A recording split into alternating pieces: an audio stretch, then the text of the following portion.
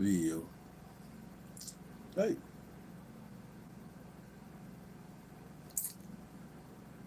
Okay.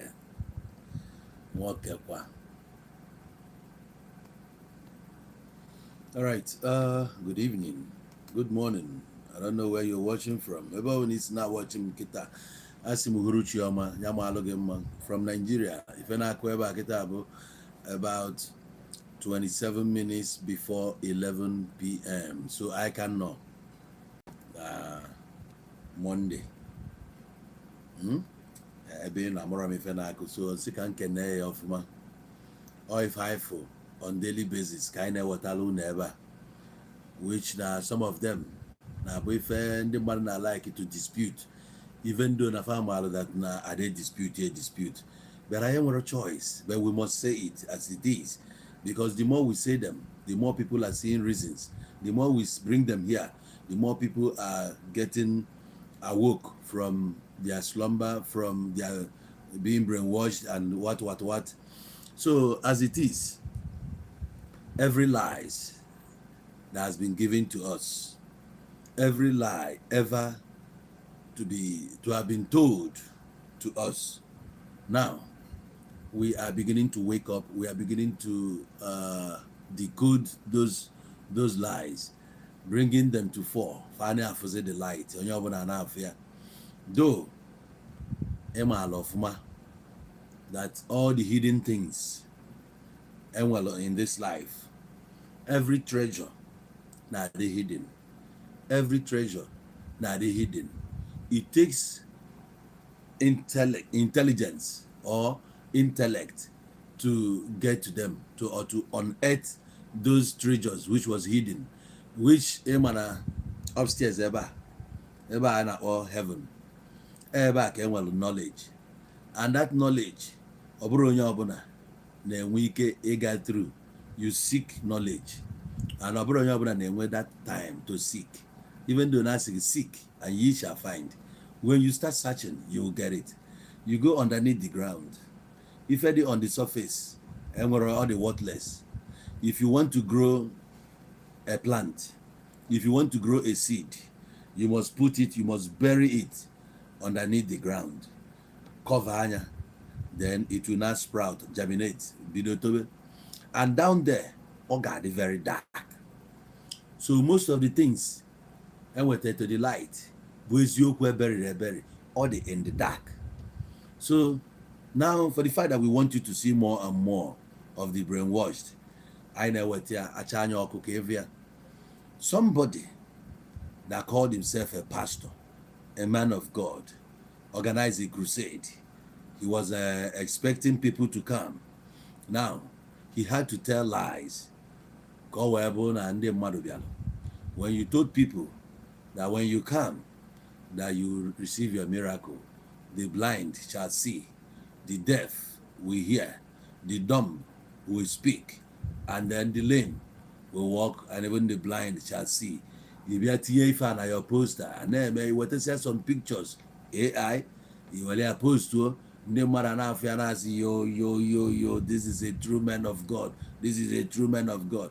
And I say, no, never. There's never a time where they have melonowa. They say, what are you saying? You are always on the negative part. Why would you always fight the word of God? What exactly came at the word of God? Is it what you read in the Bible came on the word of God? The authors were on Yema. Case we book out all these things. You were born your word of God. Manoku nkaipuleku abro word of God. Malokwa na ema only go na pulpit. Goes yours. If I not wait for on a jizi eba aboku chuku. I see time eji ekwu chuku. Ka go ka ewezi anya ozi ọma. It doesn't mean if only gazy abo ife from the Bible. You know why? Most of the things that was documented in that Bible are just applicable to man today, especially when you consider our daily life. You consider our daily life today. If not most of the things there that reflect our lives now. Okay, Jesus Naga Ozioma, he was going through the rivers. He fed these people with fish and loaf of bread. So, Rebecca can hear bread, kita. Na fish. ya egote nwa azụ ihe enye ndị mmadụ. Onye ka agụụ na-agụ na-enye ya azụ? Odebe adịrọ ọnụ. You know? Who is that? What's going on? So some of those things are really applicable today. You know what?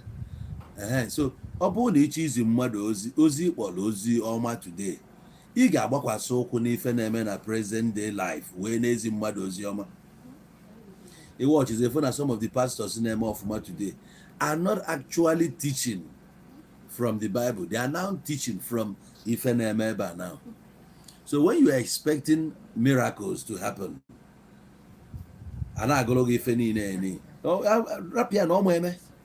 it will never happen. A man will spectacles.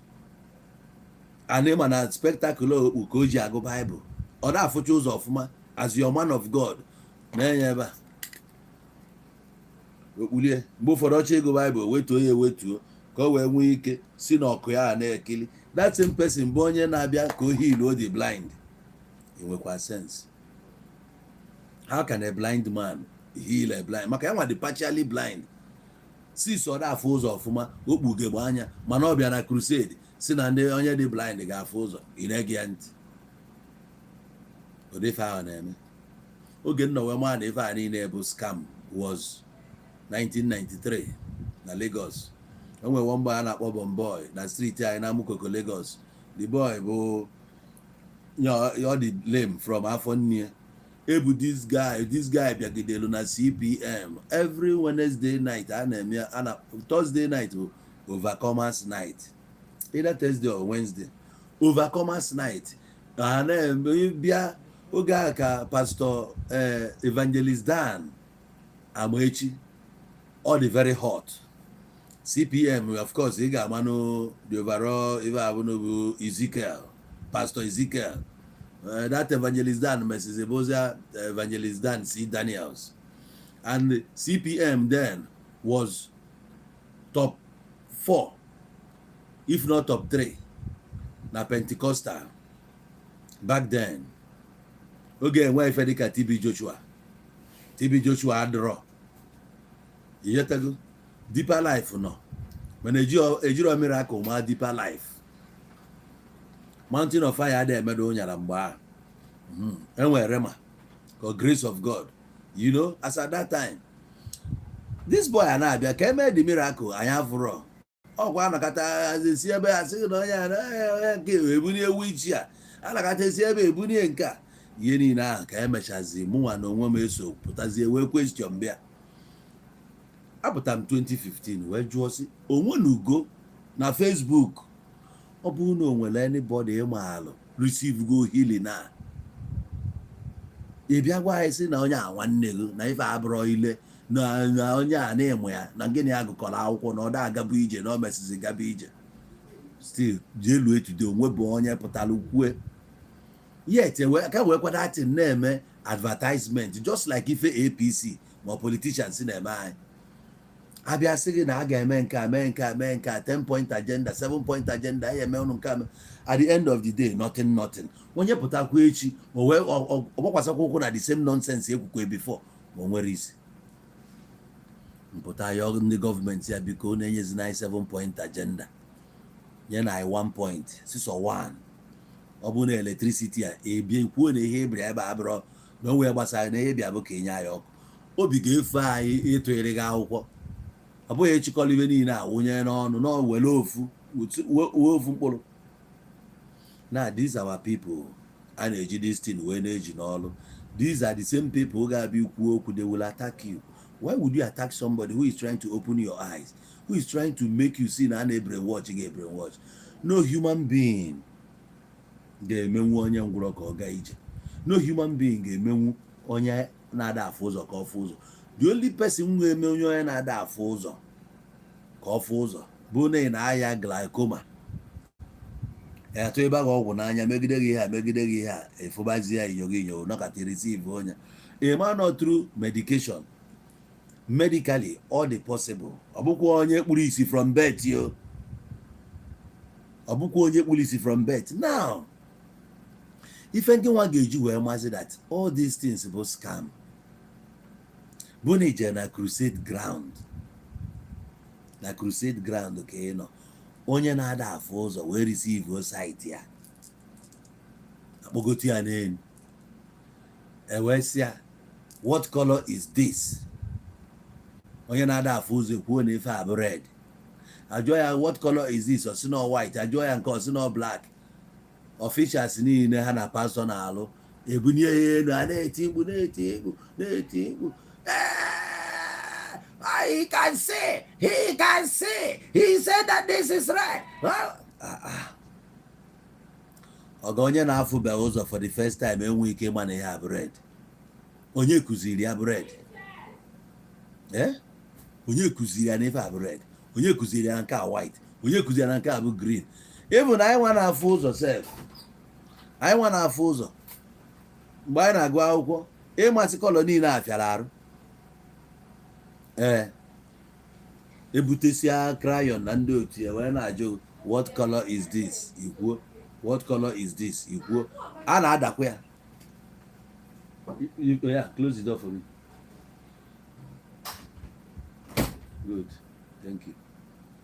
Anyị nwa na-ada ya. Onye na-afụ ụzọ na-ada color. O wee bụ onye na-afụbe ụzọ for the first time na-agwa gị na ife a green. Kedu ihe gwara ka ihe iji maa na ihe a green? Holy Spirit jekwara gwa gị kwuo na green. This one alone they enough for you to know na ife a bụ scam. I dey tell you. If onye na-ada ekwucha okwubekwe asị akwụ ewe dị na tibe mgbu ozugbo tibe mgbu si n'ọrụ bago na ndị niile eji wee sit ọrụ ahụ back in those days.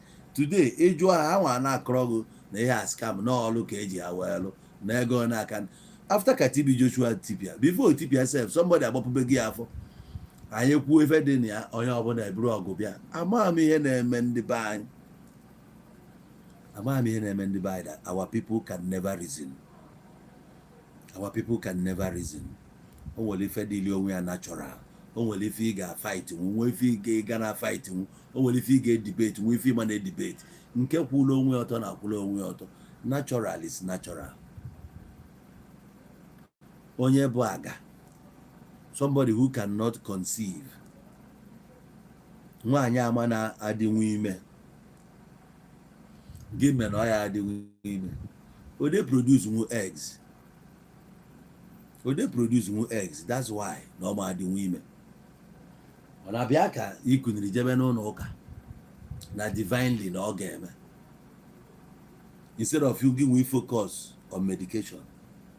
Ife akụ ụfọdụ ụmụ nwaanyị jire pastor alaba ha because pastor ga-agwa gị na ọ ga-plant the holy seed inside of you na ị ga-abịa ọrụ ị ga-abịa ekpere n'ime anyasị.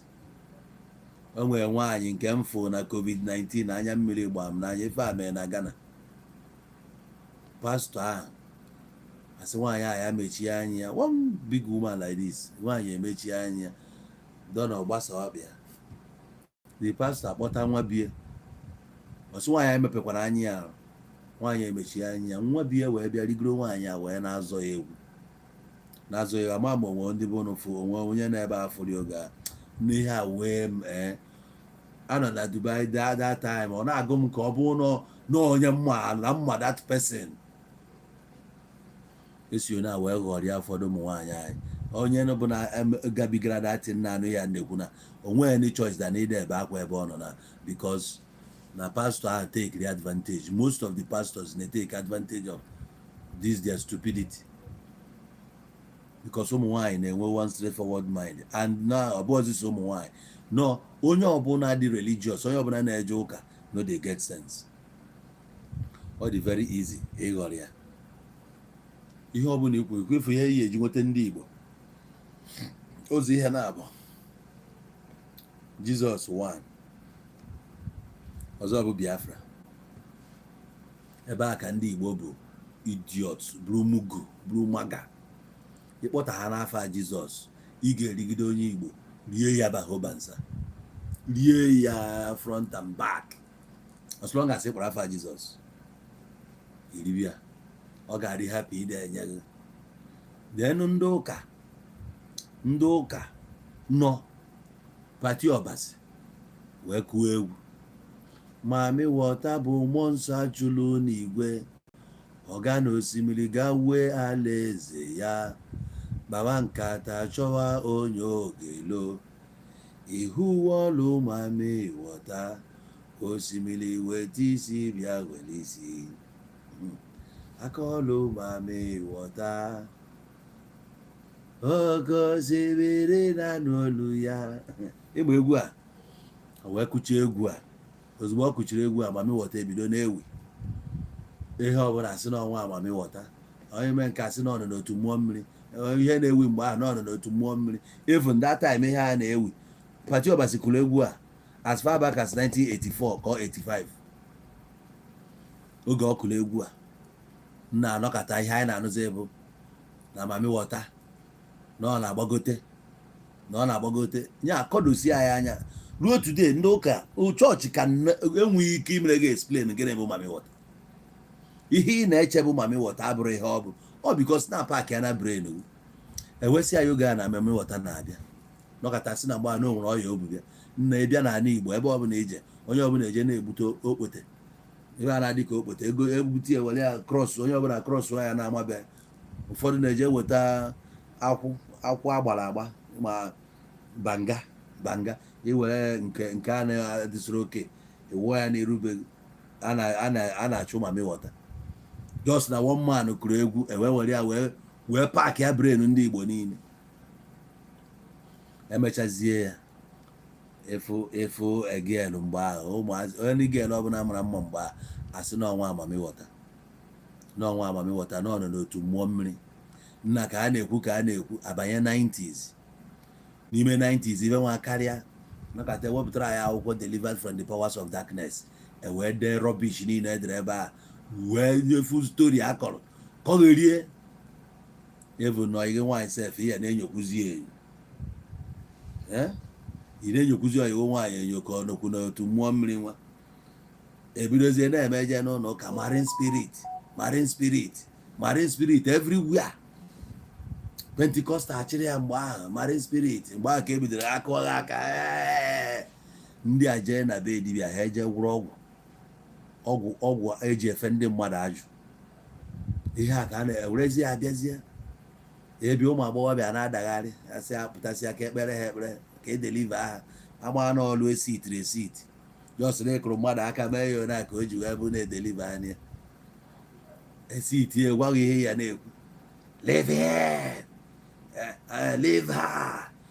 her who are you in this body I say I will destroy her yo na-akọgheri the same people ahụ na-akọ ndị mmadụ especially ndị na-eme ihe mmiri because mgbe asịsị ka anyị na ruutu anyị onye ọbụla aghọ eze nwaanyị before you know it alụba ọlụ ndị mmiri ọ na-ewezi na abụ nwa mmiri ndị ụka ewee konye buru ọkụ faya anyị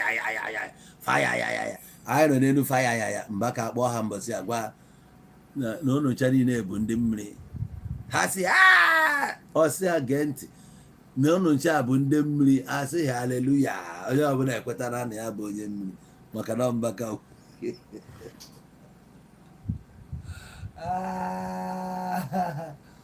na ndị be anyị dị senseless I'm telling you ịkpọ onye ụka na egelu na-eje oke wesịa onye ahụ esi na onye mmiri o gosi na marine spirit nọ n'ime ya so ọsị mba ebe ha na fight marine spirit ọ na-abịa ka Mbaka gwaziri ha na ha bụ ndị mmiri wee kọwabazi alụghị ha ji wee bụrụ ndị mmiri ekweta ha which na Mbaka sịkwa na ọ bụrụ na ebu man of God na gị be careful na ọ bụrụ na ịgbagha destin na ihe fụrụ nga ewere na ọ dị theologically and religiously gịnị okwu efe okwu ndị ụka ya kwetagodoro nke ahụ wee na-asị ọkwa maka na onye agwazighị na-ebu nwa mmiri kịta ka ijiri kweta the same ndị mmiri ahụ ị na fight since na-aba na-eme nke a onye kwu isi Holy Ghost fire na-ebu nwa mmiri ndị mmiri maka na esi n'ụlọ ụka gwazie gị ya na ekwetego na ebu nwa mmiri. Since a sị gị na ebu nwa mmiri nwụọna. Since a Fada Mbaka gwara gị na ebu nwa mmiri enwụọna. Gịnị chenjiziri na ndụ gị? Na-echefuo na ihe a niile bụ theology, aja ọsọ na-akọrọ ụnụ ihe a niile na-apaki brain ụnụ. Ebu nwa mmiri, ekwetara na ebu nwa mmiri. Practicalize ya, gbara anyị mmiri ka anyị fụ na ebu nwa mmiri. Ịgba mmiri ana ọkpọ nkụ, nwoke rigoro gị n'ebe niile akpọ nkụ, ịgbana ya mmiri. Useless idiot. Ebu nwa mmiri kịta ka ekwetara na ebu nwa mmiri. Ị na-aṅụ mmiri, mmiri ka iji awụ ahụ ha bụ mmiri. Ihe niile otu ị nọ na-asị na 70% of the made up of mmiri. Ụwa sef ihe kọvara ya bụ mmiri. Mgbe ahụ a sị na God na-eke ụwa na Genesis chapter 1, o nwere ebe ị nụrụ na o kere mmiri? Ị nụrụ and God created water? Ihe ọ gwara na o create heaven and earth, and the earth was full of water. God said, and the water covered the deep. O nwere ebe ọ sị and God created the water. Akwa ifụla ya?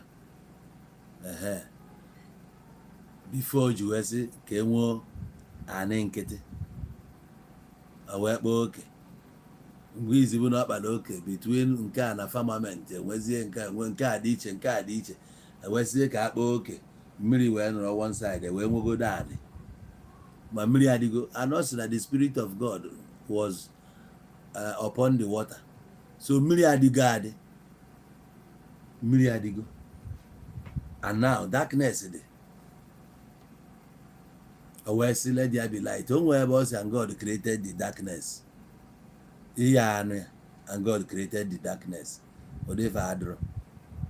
The darkness adịgo. Ihe na agbụrụ ọsọ taa. What light and darkness, what fellowship. Ihe ụka mere ndị be anyị. Ihe ụka mere ndị be anyị. Ewepụ darkness, ihe adị ndụ taa. Ọ na ebe a dị dark na ka ị ga-eji wee mechitu n'anya gị zuo ike. If not, ị akpọtọba ọnụ na nwụọ ọsọ nwe nwụfuo, ikwegharịkata ihe ị na-ekwegharị. Icheke ya mgbe mmadụ ji akpakọ ndụ ya ọnụ bụ n'abalị. Na enwere creatures na-apụta n'abalị. Enwere night creatures. Those ones na-akpa n'abalị. Onwe nke pụtara na eji amụ ha n'ike, buru Bible baba, Holy Ghost fire, Holy Ghost fire, Holy Ghost fire. Na-ajụ fire ga mmadụ one ka ifugoro fire agbagbo. Ọ bụkwa the same fire si na Holy Ghost jeje empower the apostles called the disciples. Mgbe ahụ ha nọ na Jerusalem, mba ka ebe ha receive that thing na Antioch na Passover. Mgbe ahụ ha receive the power of the Holy Spirit. All through the fire ka ha ji wee receive ya. All through the fire. Onye nke a nụrụ onye anya n'isi from the story dị na Bible. Onye a nụrụ onye anya n'isi ọfụ ọkụ. Ọ na-asị nna anyị afụkwa ọkụ n'isi. Nyanwazi na onwe ya na-agwakwa ya nna anyị afụkwara ọkụ n'isi. Ihe niile a n'ebe a, ihe a na-afụ bụ ọkụ. Ọkụ ahụ wee empower ha. Because na before then, ife Jesus gwa afa na Bible bụ na ya na-eje na ya send the comforter. Na ha nọrọ hapụ na apụ until he receive the Holy Spirit. Na ha will receive the Holy Spirit, they can now go and minister. So emezie on the Pentecost, mgbe a Pentecost ji agala ọnụ, the thing na-eme. Ọkụ ahụ bụ ihe embolden ha wee dị bold to come out and speak. O nyere ha power. Ọ na-abụ the same ọkụzi ka ị na-asị mmadụ ọkụ ahụ jee gbagbuo ya. Ife a na-ekpọdoro the thing isi n'ala. O nwee ebe ifuru Jizọs ji aka ya wee gwa mmadụ si ya na Holy Ghost fire ga-egbu ya. Holy Ghost ọ bụ for destruction? Eche ma ọ bụ comforter?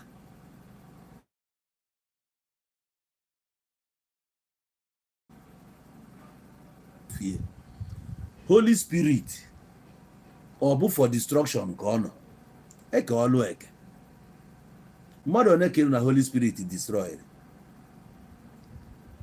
ka ego bụ Holy Ghost fire na-eme gịnị ọkwa gị na-agụ egwu na-asị Holy Ghost fire fall on me, Holy Ghost fire fall on me, as in the day of Pentecost fire fall on me, as in the day of Pentecost fire fall on me. So that fire ị na-emisuse ya ịma ihe ị na-eme a na-agwa gị na inwe sense ị na-aghọta ya. The fire bịara ọ bụrụ eme that fire ka ọ bụrụ ife eji destroy mmadụ. Meanwhile, the same Bible gwa gị pray for your enemies. Even oge a na-egbu St. Stephen, oge a na-atụgbu Stephen n'okwute, onwe ha mgbe ọ sị fire gbuo ndị a, onwe ha mgbe o kwuru ihe o kwuru bụ Father, forgive them for they know not what they are doing. Mana gị we want a forgiving spirit over your enemy. Onye ahụ perceive not your enemy. Ihe chọọ bụ ka ọ nwụọ. All my enemy must die. All my enemies die. The Holy Ghost fire. Oh ya bụ na enemy gị agha anwụ maka Holy Ghost fire ahụ ị na-akpọ ada eje ka o gbuo onye ahụ egbuo. Ọ na-eje ka ọ comfort onye ahụ. Ọ na-eje ka onye ahụ power, ka onye ahụ strength. Onye ahụ receive power. Power jam power.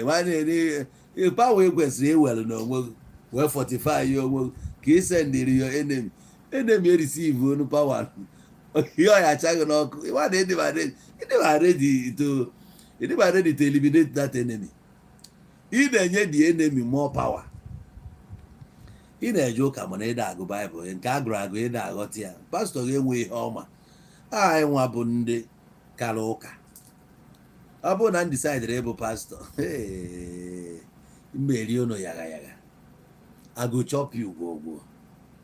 Yeah, I'm not accusing na if you go to no one ebe Holy Ghost fire will leave. Holy Ghost fire can never destroy anybody. Rather, you are not be able to empower you. Or be omega this strong. And strong abukwa no the strong ki we proclaim all the word of God.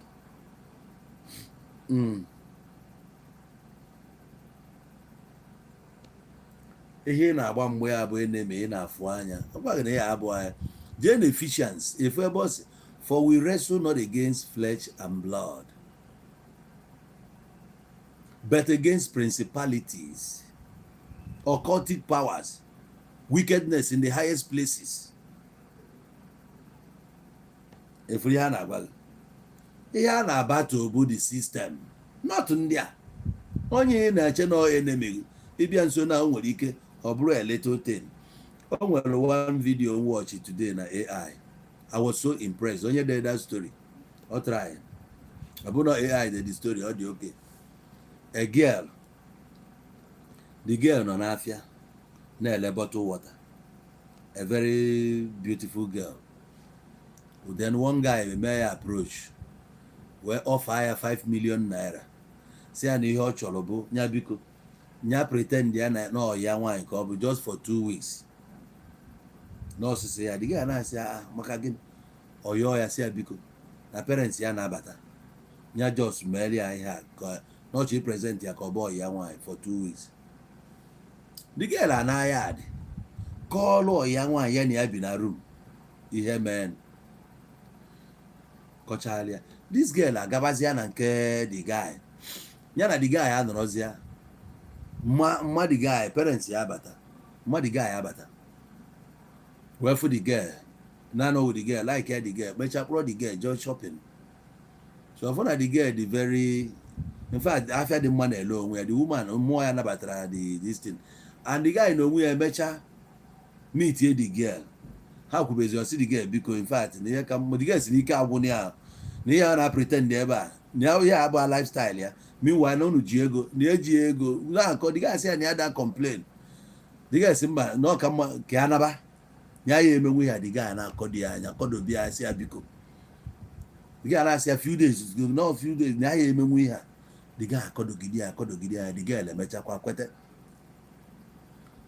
emesizi the guy oge the girl na-ekwu na ihe ha na pretend na ọ baa uru ka ya naba the guy na-asị nọ ya akazi mma ka ha kwụsị pretend ka ha mee ya ka ọ dị real the guy na-asị ya ka ekosi ekwu dị okwu ịma onye ọ bụ ịma lifestyle enweghị ịma gbasara ya the guy na-asị ya na nke ọ matagodoro amata na ya dị oke. So from there ka esi megidezi ihe a lụzie na mama the girl anata mee the girl accept imagode ha. Now this girl esi na abazie na life of luxury ụwa nke ya dị na mma.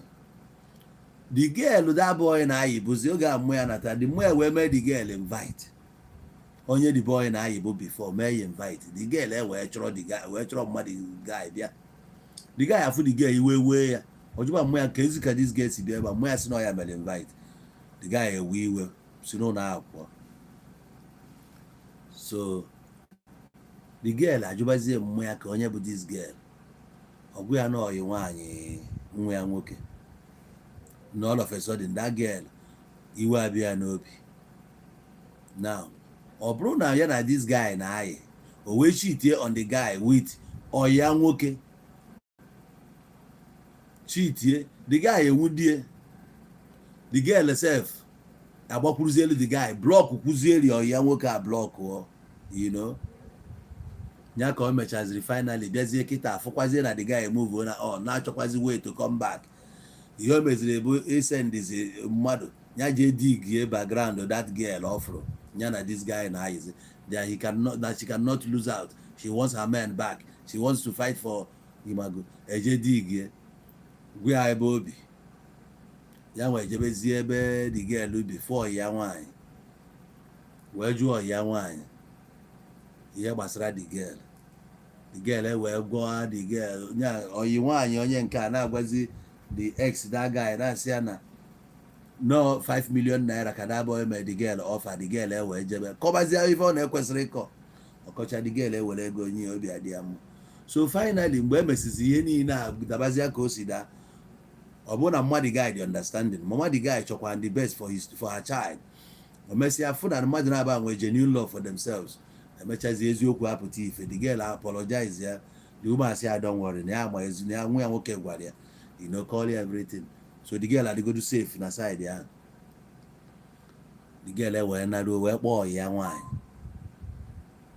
wee sị ya gị nwa gịnị ya bi n'ụlọ ya trust ọ ga as a friend i wee jee n'azụ ya wee kọọ ụdị akụkọ niile a ma ihe na-ekwesịrị ịkọ kọbazie ihe niile a nwego na-atụ ya mehie ya n'ihe ọsị ya na ya dị sorry no jealousy na ya bịazi dizie jealous etu ya na ya si nọ n'ebe a na-ata ahụ all of a sudden lọkụ nke ya shine nụọ ọbazie na life of affluence nwego na confess ziri ya the girl ekunyesi ya na ya forgive gị ya bet I will never trust you again.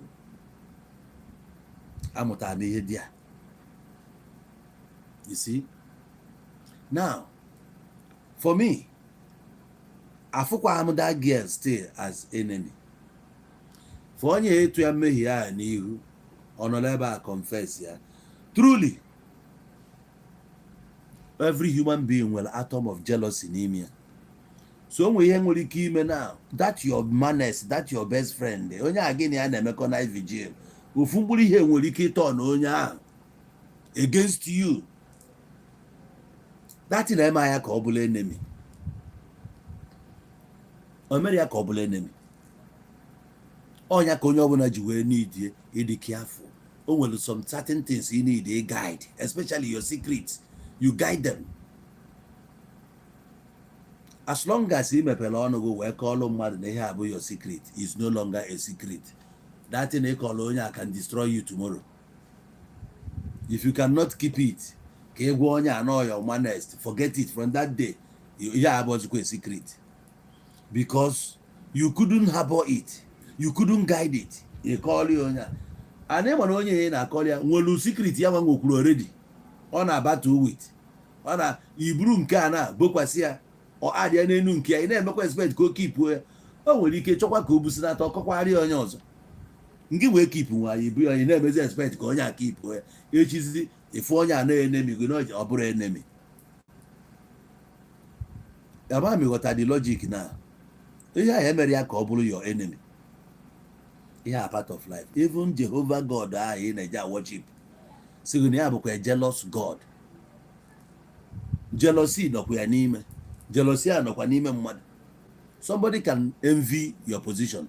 Somebody can envy your stardom. All of a sudden they rise in ike. You find out those your friends they will not be happy with you anymore. Why you ya bụ onya? Onye ya na ndị ụmụazị ya na gbara ngwere na ha agbacha n'oke. Ndị ya na ya bido. Gba ha bụrụzie God why? God why? Abalị ọ na-ebe akwa na-ajụzi chi ya why nke ya ji ya dị ona. Jealousy ebidogo. Still afọ m onye as enemy. N'ozi mmụazị ka ọ dị dị careful at all times. Among those ones who are around me, I have to be very careful. So ọ bụ na ị na-battle enemy. Ihe needre battle bụ that thing na-epuchu gị ka ị wee jee na-akọ akụkọ ị na-ekwesịrị ịkọ. Ihe a na-epuchu gị ka ị na-eje anọ among people ị na-ekwesịrị ịnọ with. O nwere oge ị achọ ka ị pụọ. Ị chọọ ka ị pụọ like this. You first thing be done na ebe ka ị na-eje na. Ị na-eje meet friends. Ime friends gị niile kedu particular ones ị chọrọ ịfụta. Ijebe ka topic eji discuss ebe a. Ndị ahụ ị na-eje meet o nwere ihe unu mekọrọ recently ịmago na anọkwa na aya bịa over drinks. Ị na-efu that na ihe anụnwa ka mere ọfụ na ọ ga-ebupute like na o nwere ego biri na side ego na highest na a ga-ekwu obu na ego obiri ọkpachie na ada afụzi ya sikwubia until range chi ego ga ọfụma range to onwe ga-etu ozi ichichọ ka ọ dị maka na enu success na enu ịpụta kịta na iwere aka uti onwe gị n'okwu. Ọ ya bụ na mmadụ na-aga ide onwe ya. Some people ọ bịa like this eme travel ka m welu South Africa maatụ eju guys na South Africa o nwere bụ na ọkụ ọzọ deal like this ọzọ deal echi ịnụ na Nigeria because ọ bụ na ọ na Nigeria at that moment onwe problem. 2 days later ịnụ na eke boss rubie eke boss ọ na be ịma ihe ọ dị ka ya ego ahụ ị ga-eje eze ajụjụ afụ ego ahụ ị ga-eje eze ajụjụ ya maka chi.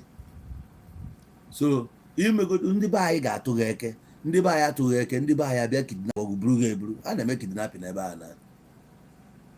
So nke ahụ ego a bịara let's say no gambling ka ịgba na ịgbara bet akwụ ha anaghị ụgwọ that night ka ị na-eje kọtụ tiketi gbara tiketi baa plane nweta onwe gị ebe a anụzie ya niile na Naịjirịa emara na ịnara na nta ndị ọjọọ niile ahụ anachigakwa azụ mgbe ịbatazie onwezi onye etiri gị anya maka ama na ibubugo the money onwezi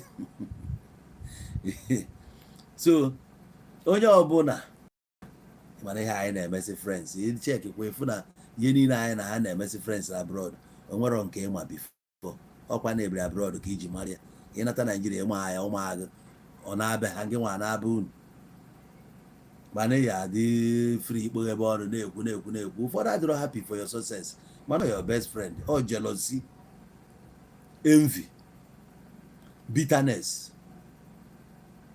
ịghọtago ịchọ ka oyi gị na ndị mmadụ last ya ọfụma ị ga-ama how to bridle your tongue no tongue ha na-eko ego okwu n'isi. This girl nkọrọ ha akụkọ ya na ọ bụ na ọ gwa this girl ka o si eje ana nọọsụ ya nne ya chọgodoro ije visit ya anti ya na ọ na-anatakwa ihe aka redio na mana o jiri na-akọli ya hoping na ihe ọ na-akọli ya na ọ dị safe mana maazị no ihe ị na-ekwu kịta ga-eweta ego ya eweta go to your knees a fall or completely. So now the only advice m nwere for ndị ụka in a way is this: hapụ ihe ọbụla ya efuru dị na Bible iji ime apply to your life. Chi efugo today ihe anyị na-eme bụ ihe na-eme na this present world. James Hadley Chase ọkwa mana otega hapụrụ ya jee bulu akwụkwọ agụ bịa as a young guy nọ na street jee bulu akwụkwọ agụọ gụbịa ịgụsị ya nke ịgụọ nke ịgụ onwe aka ịgụọ 10 ka life go bụrụ the same thing. Mụnwa na-agwa gị ọ bụrụ ile life go ga-echenji. O siri ike mmadụ aghọrọ inwe oge, o siri ike ihe ike eme gị. As it stands, I'm telling you, akwụkwọ ihe na-agụ bụ Bible nwere any help ị ga-enweta nwe ebe I cannot develop you. Oge develop gị in any way. Hapụ ihe spiritually. Don't wear anything like spiritually. Develop your mind. Develop yourself with ihe na-eme n'ụwa kịta. O nwere ebe ya agụkọta na Bible ahụ efu na nwere substance like cocaine, codeine, ọgwụ adịsị iche iche. Ụdị ha adịrọ. Ọ ha mere na ụfọdụ ụmụazị adịrọ informed. This girl kịta na-ekwu ya na odogwu Asababria mee this thing. Ọ ebe a na-eje were isi ụmụazị gbatọba ha n'ụlọ ụka. Na-eme na ụfọdụ ada amụ ihe. O nwere ka ihe esi hapụ nwa tọ dị expose na mmadụ repuli abụọ ọ dịrị enough ya nwe igbu onwe ya. Ọ dịrị enough. Ha dị exposed gị na ha nwere kunu esi na-erich na-akpa nkata. Ihe dị aṅa dị nwa ahụ enwe confidence ịgwa gị okwu. Mana ọ bụ ha nọ ihe ụka anụ nwata na-afụ onwe ya na ya dịzi guilty before God, before everybody. Pastor nọ ya ka eke ya esefu ya na a ga-ajụ ya ajụ. Guilt aha na-egbu ya. Mana ibe a bụ nothing. Ọ bụrụ ife ị na-agwa ha na onwe ha anything na-eme n'ụwa dị enough for gị nwa take your life no matter etu ọ bụla o si dị. Ime ka ọ malụ ọsọkwa ya bụrụ na nwoke dakpuru n'ike. Anwakwana anwasị ka nwụọ sniper. N'ịdara na ya ka nwụọ ya na nwụọ. Ije na South ọ dị common. Ha nwee commit suicide na adịrị ha very easy. You got to go. You need your motivational speaker ịbịa na-agwa gị ihe dị aṅa. Ngị nwa ka ọ dịrị ịda motivate onwe gị no matter how bad ọ dị. Otu a nọ. For the fact that when I was growing up, I experienced hardship. When I on the table, the Mexico oge ajobia tụgharị alụ ntesikwa life nka na mụ nọ katakwa kịta ihe si elu m ike afụnya nọ part of life. Agaghị m egbu onwe m na njigo ụgwọ ahịa eme ka m gbuo onwe m. Ma egbu onwe m. No. Ndụ a onye dị ndụ gbara first. O nwere ihe eji na-akọdo onwe gị anya. Ọ bụ iwu bụ na Bible ka ihe eji gote ya. O nwere many books ga-agaghị gị ọfụma na ụwa ya nọ n'ime ya na oge a Jizọs na Bible nwere ebe efere edere netwọk ebe a efere Thier na ebe a nke iji afọ ife enwere cell phone. Ọ dịghị ya so keko isi ya nye gị motivation ka ị ga-esi wee na communicate. And ma today you cannot do without phone or internet bụ ihe a na-eme na. So ị need ebe ị ga-eje akwa mmadụ ga-ewepụta time ya na ọ na-akụzi gị na AI bụ the way na ngị mee AI ngị mee AI ọ Bible ya agwa gị ya. Ọ sị gị na ya bụ the way, the truth, the way anyị nọ kịta, the only way out kịta bụ internet. Ịchọ iwere ya ịchọ gị hapụ ya. I am the way, the truth and the life bụ mgbe a. The way, the truth, the life enwere kịta bụ internet. Gbakọ ya ewepụ internet ọkwa na ihe ka m mere program na-agwa gị etu life dịrị anyị back then when there was no internet. Oge anyị bido experience ba GPRS mgbe ahụ Nokia ha nọ ịchọ ka ị taịpụ Nokia ọ gbaruo na ochigato na otu akọ esi na-agba anyị enweri ya ndidi. Anyị na-enweri ya ndidi ọ gbagharịcha na-agba wee were nwayọ wee mepebe i wee gụrụkwa one page epekwa nke aka o wee bidokwa ọ gbaruo n'isi ịgbara mgbe a na-eme tololontom tololontom tololontom durudundu ego na-abịa o megidekwa ọbịa ihe nwe ndidi mgbe ọ na-emepede emepe. Today ọ ịkpa ha anya aka ọ kweghị emepe ozugbo ije na flight mode epee ya epipụkwa ya go where all of these are your sister. If you the way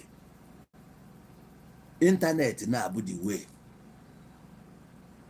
mgbe ahụ anyị na-ede leta ideche ije na post office ije gro stamp ichigo stamp na-abụ iti ịchọzie ka ọ pụọ express irejista ya esuo ihe na nke a bụ nke ya pụọ ọsịsọ ụfọdụ na-eteki 3 days ụfọdụ 4 days before ruo Lagos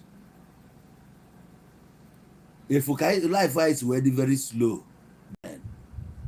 to access information on print media iji ego newspaper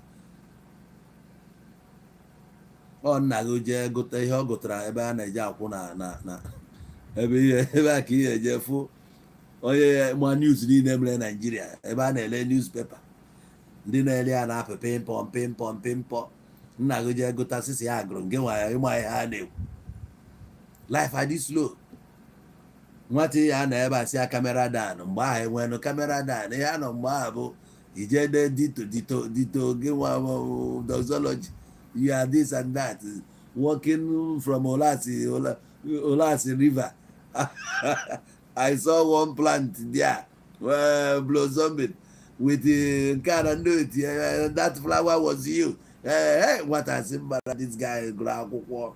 Hey, this guy gụrụ akwụkwọ ma o receive o the letter. O gwara nke anyị enyi ya ọ na-agụ ya nne ya wee gụgbo ya na leta. Ọ bụrụ na nwanne ya efuru ya leta a n'aka o jee gwa ma ọ mee ha ọ ya jee kọwaa onye dere leta ọ kọwata ọ ya akọwa ya mgbe ụfọdụ akpọrọ ya n'abalị buru lampụ chọrọ kpọrọ ya bịaba na be unu bịa chie warning efuru life ọ kịta na kamera dan gị na onye na-aka ịka ịntanetị melụ life adị easy fugo ihe bụ the way ke the truth dị there the truth a na-ekwu the truth bụ that no ihe a bụ the way the truth is that without internet now your life is stuck. It is stagnant. You are not going anywhere. Some of us never now. Some people cannot remember the last time happened mmadụ direct call. Ọ bụrụ egwuregwu. Onye chi kpọkịta ọkpọ na WhatsApp. Ọ na kịta ka ya nara mmadụ nọmba onye asị nọ na WhatsApp. Ana akọdịla aka onye nọ na WhatsApp more options dey. Anyone ị chọrọ isi wee na communicate. Ị na communicate. Ị chọọ chatting na chat. Eche ịkpọ akpọ ịchọ vidio kọlụ ihe niile ahụ dị ka ezi ebe life si pụta enwegodi agụgo m gị the way gwa gị the truth na-eme ebe life dị life ahụ bụ no this whole things bụ na-ede ndụ taa ewepụ ya nwụrụ anwụ na-azọtara gị ndụ taa bụ ihe a na-enidiri ime kọlụ ọ egbe dayala 911 na ambụlansị abịa buru ejezọ ndụ ị na-efu efu kịta enyi dị GPS ka e wee chọta gị na ndị kidnapper bịara ọwụwa bịa nke a ga-eke esi na-achị ya anyị eweta chip tinye nye harịsị ngwa m n'ichi na harịsị ya azọghị ndụ onwe ya na very dark man ga-abụ bịa ka esighị ụbụ na ọfụrụ ya na Facebook ịghọtago ya bụ na azọtara gị ndụ so ndụ anyị dị taa bụ ịntanetị many of us na-ekwu okwu taa bụ Facebook YouTube nyere anyị ego anyị ji eri nri taa wee na-eme ihe ego ọ ịntanetị kedu isi ndụ ị dị ma iji ha ego onye ejighị ego ọ dị ndụ ewu dị ndụ mpi akpọ nkụ elekwe n'isi ndụ ọ dị ịnọ taa akpọkọta oku na village akpọ emekata meeting etinye afa emekata lunch na donation echeta na ịnọ ife a na-enwụrụ anwụ ije ọzọ na-ekwogharị onwe ha life inwe ịnwụrụ anwụ na onwe onye ewu ịdị ya ndụ nọkọta banye nnọọ na supermarket tụtụrụsịa 1 or 2 jee shopping grow ice cream lacha ọ bụrụ parfait ịdị ya ndụ iduru nwaanyị pụọ apụ ọkụnụ jee bie ndụ ịma ebe swimming pool dị ịma na importance of igwu mmiri unless na village jee danye na mmiri bụ unu nke a bụ na ịdị ndụ If you are without money, Ediando, KK make ego kita without internet, you cannot make money. Ahịa ahụ ị na-azụ na ka ị wee malụ latest ị nidiri ịbịa n'ọkụ efu ebe a ka a na-agba latest designs. Ị ga-ekuni kịta si na ị chọrọ iji igo Lexus 2026 model ebe ka ịfụrụ ya ọ dị na village ọ na Facebook ị ga-afịa ewefịa wee tọọ gị ụtọ ịlaiki anya wit ego niile ị dọbara ekwefughị ya. So the way, the truth and the life bụ nke anyị na-ebi na, because ichekikwa before Jizọs ji wee bịa sị gị na ya bụ the way, the truth and the life, enwekwara the way e na-eso mgbe a ndị mmadụ ji a survive or ha ji a communicate to God, and that time ka God na-ewi ife abụ concept e create that concept then ndị mmadụ follow onye emesịa enwezi anything like God, enwezia, because kịta onye ọbụla afụgo na ihe anyị na-eche bụ God abụrụ dị abụ God, na God bụ ngị nwa bụ God. Ọ mgbe iji realize ya nọ ngị bụ God na onweghị ka ị na-achọgharị sis, so ịmụ ụmụ ebu ọnụ ibube ọnụ abụcha ha esi na ga-apụta bụ ulcer, because you can never get ulcer from ihe iriri eri n'ọnụ, ọ dị possible, but ị ga-enweta ulcer from ihe na-eri gị. You don't get ulcer from what you ate, you get it from what is eating you. So you like ibube ọnụ na na-achọ God, ịma na onwe gị ka ị na-achọ. You are looking for yourself outside of yourself. So ime ọchọta nwe ọnya ka ụfọdụ chọgidere wee bụrụ na ha chọgidere ya tipịa, because ị chọgidere ya danye n'aka scammers ahụ wee rigide ego until ụbọchị ị nwụrụ. Asị ka ere cheki ya iwe gbakọ ihe spend go n'ụlọ ụka since amụrụ gị, ịgbakọzie kịta ị nwere problem na business kịta ị dalụ arụ na ayazi kedu dividend of ihe niile ahụ asị gị nọ na kingdom ka iso ya. Which kingdom? Odoghị anya n'ọlụ ka eriri gị ọlụ. God is not existing anywhere abụọ ebe a. We are the gods. The gods of our land. Onye bụ gods of our land ya na-ekwu ọkwa anyị nwa anyị bụ gods of this land, maka ekwuchakwa anyị nwa ga-ekwu si kwụọ onye ụdọ ma si tọrapụ onye a. The gods have spoken. Kenu dibịa na-achakobe anyị n'elu nkwugherikode ọlụ ka ọ na-eri. Nke a bụ gods of Nollywood, original gods of our land. Ebe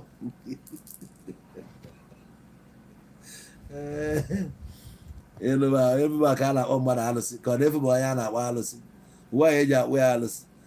Ịmakwa na ọnụ mmadụ bụ ọnụ mmụọ. Ịnụba ya na voice populi, voice deus, ya voice deus, voice of God bụ voice of ndị mmadụ.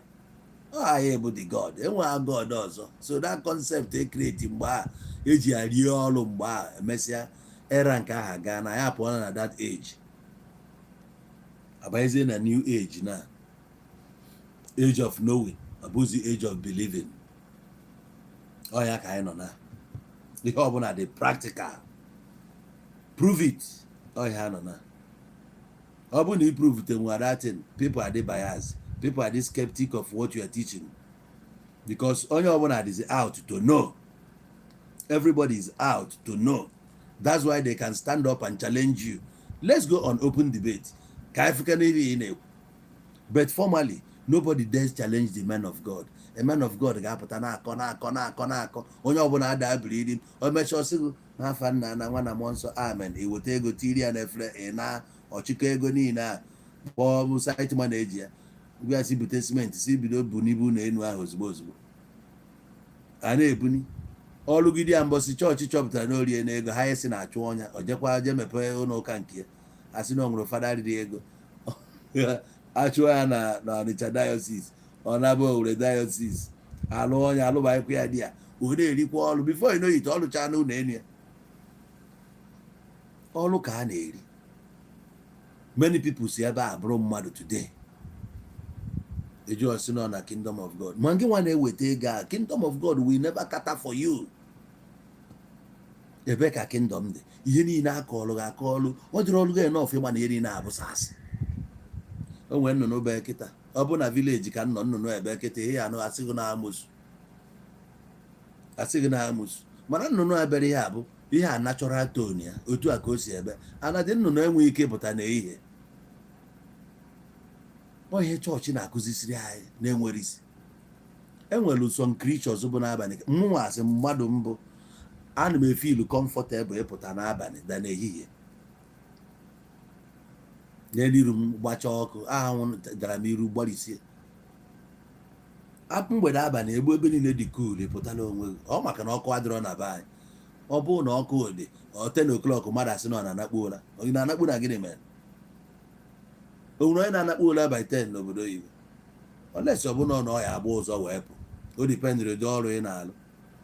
Ọ bụrụ na ị na-agba streeti si na 10 o'clock na ịnakpu ona a na-aka ụdị aka akọ nnakpu uburu ebe 2 jee na China kịta jee na Gwanjo kịta ka a na-azụbe nke be ha a ga-azụgide ahịa ọkụ 12 1 ewee mechisie na pụtazie ụtụtụ echi mgbe ha ji apụtazi ebukwa 12 ịpụta ebe a 8 o'clock 9 o'clock 10 o'clock otu onwe onye ya afụ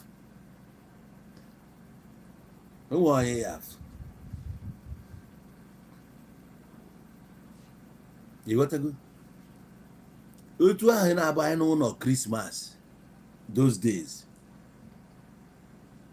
anyị wee na-aga jee na-eri rice be ndị mmadụ mbọchị Christmas emegidezi ndị ụka mesịkwa stop ya because ha welu fear nwajuo ndị mmadụ n'ime a na-afụzi every agadi nwaanyị ka ọ bụ amosu he na-epromote ife na-enwere isi a na-afụ every agadi nwaanyị ka ọ sị na amosu. Don't worry, ihe emekwa nne gị ya emecha ruo 80 something years ma Chineke bless ya with long life o ruo 80 something years atagịkwa ya amosu. Anyị mana o nwee ebe ụmụ agadi nwaanyị a na-abụ falue fada achịkọtachazi ọfụma ụmụ agadi nwaanyị na-agbapụta like this ofue ọ maazi ebe o si pụta ọ na-agazi ogologo ụzọ famili ya achọgidekwa ya achọta ya akpọchighata ya azụ. So ị na-agazi fọdụ agadi nwaanyị ka o ji mkpọ na-aga ife ụmụazị a na-agbara ya ọsọ believe na nwaanyị aba amosu. Ọ ihe chọọchị na-etichi ejikwasị suffer not the witch to live. Ngị sọfa ya gị na-ekwekwara ka ọ dị ndụ eche m ị ga-ekpere ya ekpere exercise ya the spirit. Yes no nwelu ndị Jizọs exercise spirit nọ ha n'ime wee gbaa ndị a na-ayị ala o wee gbaa the spirit n'ime ezi ezi wee jedere anọ akwụ mana ya emesịkwa esi ukwe Jizọs Baịbụl agọwalụ gị ya esi uli ọ kwụrụ ụgwọ ezi ahụ. So kama aya sịghị gị suffer not nke a to live ị kwesịrị ka ị deliver that soul ka ọ na-achịgatakwa back join kwa ndị mmadụ na the society. Mana chọọchị so n'ihe destroy our mentality na etu anyị si perceive things about our people. That's why that thing ji wee need ka scrap ọnya ịfụ mmadụ evalue mmadụ ịfụ anụmanụ ịmara na ihe abụ anụmanụ onweghị ofu mkpụrụ anụmanụ anyị ga-afụ today nabata ya nke ọbụla efuru na bụ winch nke ọbụla efuru ọ bụrụ enemy bụ usu efuru na bego ube enemy nkịta bịa bụ enemy nnụnụ bi kịta anyị alaikisi anya etu ndị ọcha si wee value anụmanụ. Ịdọkọta mgbe ụfọdụ na-ajụ ọ bụ anyị ebudo ajọ mmụọ a na-ekwu Satan a na-ekwu ọ bụrụ black because ọ bụrụ na anyị bụ the first people anyị kwesịrị inwe that love of Christ ụnụ ahụrụ na-ekwu mgbe na ihe afọ atom of that thing n'ime black people you know gosi ya obi ọjọọ anyị karịrị obi ọjọọ. Ego mmadụ 10 ga-eri ofu onye buru ya ego the whole country ga-eji dị mma ofu onye buru ya igogide ụlọ gochisi everywhere zugide ego obodo ga-eji ya aba uru zukpọọ ya ịpụta ajọ ya echi na enyere scholarship nwa bụ ego ọnụ to compare to ohi zuru ezu scholarship ego one na onye na-ezuzu ihe a nọ 60 something years 60 something years no, how many years follow ka ị nwụọ kemgbe ya enjoy this money na ka anaba anyị ka m welu kene onye ofuru ebe ejiri kpọọ Chinua Achebe ọkwa na ofuru ebe akpụrụ Chinua Achebe gbuo onwe gị eziokwu nwanne m na-anụ ihe nna ekwu ọ bụla onye ọcha jiri kpụọ datin ị ga-eji nke onye ọcha rụrụ compare nke onye abụ eziokwu ọ bụrụ na ndị ọcha akpụrụ ihe a ịbata na that place akpụrụ datin ilute ebe a ga-ebutify ya to the teeth flawa ga-adị ya na-akọ ọtụ ya dozicha anya ọfụma mabụl ahụ efuru n'ahụ ya ọ ga-abụ quality mabụl dozie ya enwere ike tii ya ebe mmiri ya na-agba eti ọkụ a na-enwu ebe a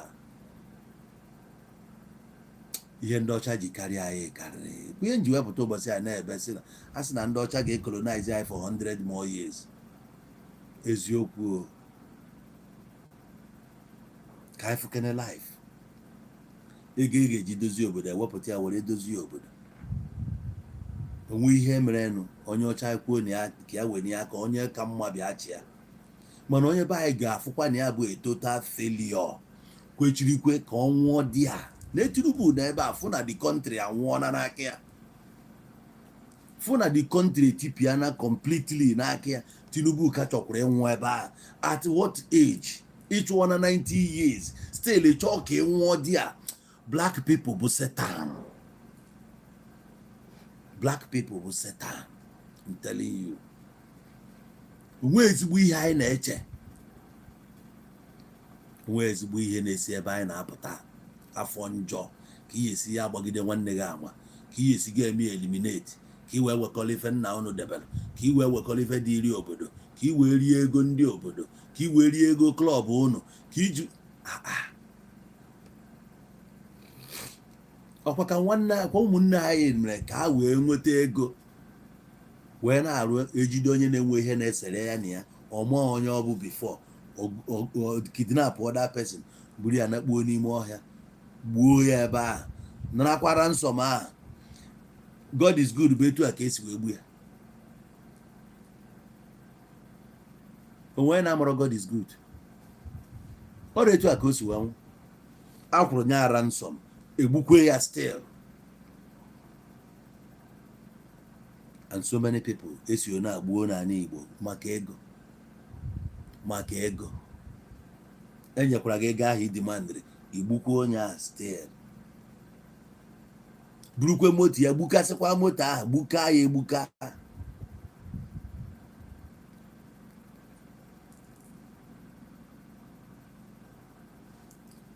fish magnet a young boy pụtalụ na-eme ọfụma enemies akarịa ọ bụgodu na ọ krachiri price of azụ ị ga-eje mepe nke gị ikompiti malụ ka o si ege enu nke ya ọ bụ na ya nwa na manufacture nri azụ nke ya na-eri ị nwere ike buy into manufacturing afụrụ m onye na-akụzi ka esi eme maggot ka esi produce maggot azụ na-eri ihe a na-eri ọ bụrụ n'ime banye kabụ ya na-ego nri azụ ọ na-agala gị ọnụ n'aka ije mee ya ka o si mee nke ya ka anyị mụta ka esi amụta ihe that nya analog life ahụ ka anyị ga-ejide aka ịfụ na ihe ọfụ dị you don't want to learn ihe ọfụ ahụ you cannot embrace ihe ọfụ n'ịchọrọ ka onye ọbụla nọrọkwa etu isi nọrọ the same thing nkụzi ihe ya mee na South Africa that same old pattern taxi a na-aba mgbe a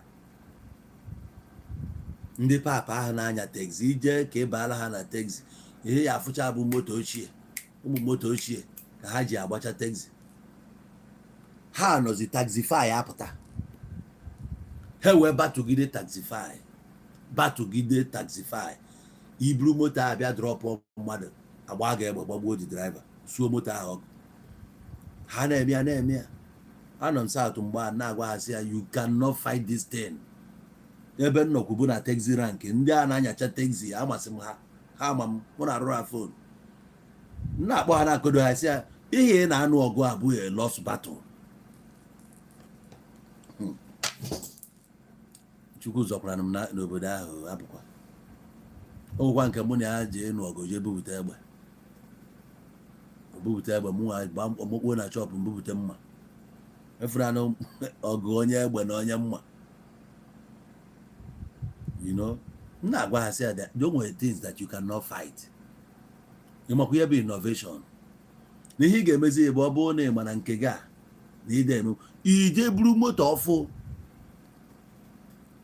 Nissan Primera ma Tilda ụmụ moto Nissan Tilda nwesi moto pụtachala ọfụ eji agba detin mgbe jee buru another one iti ya na line.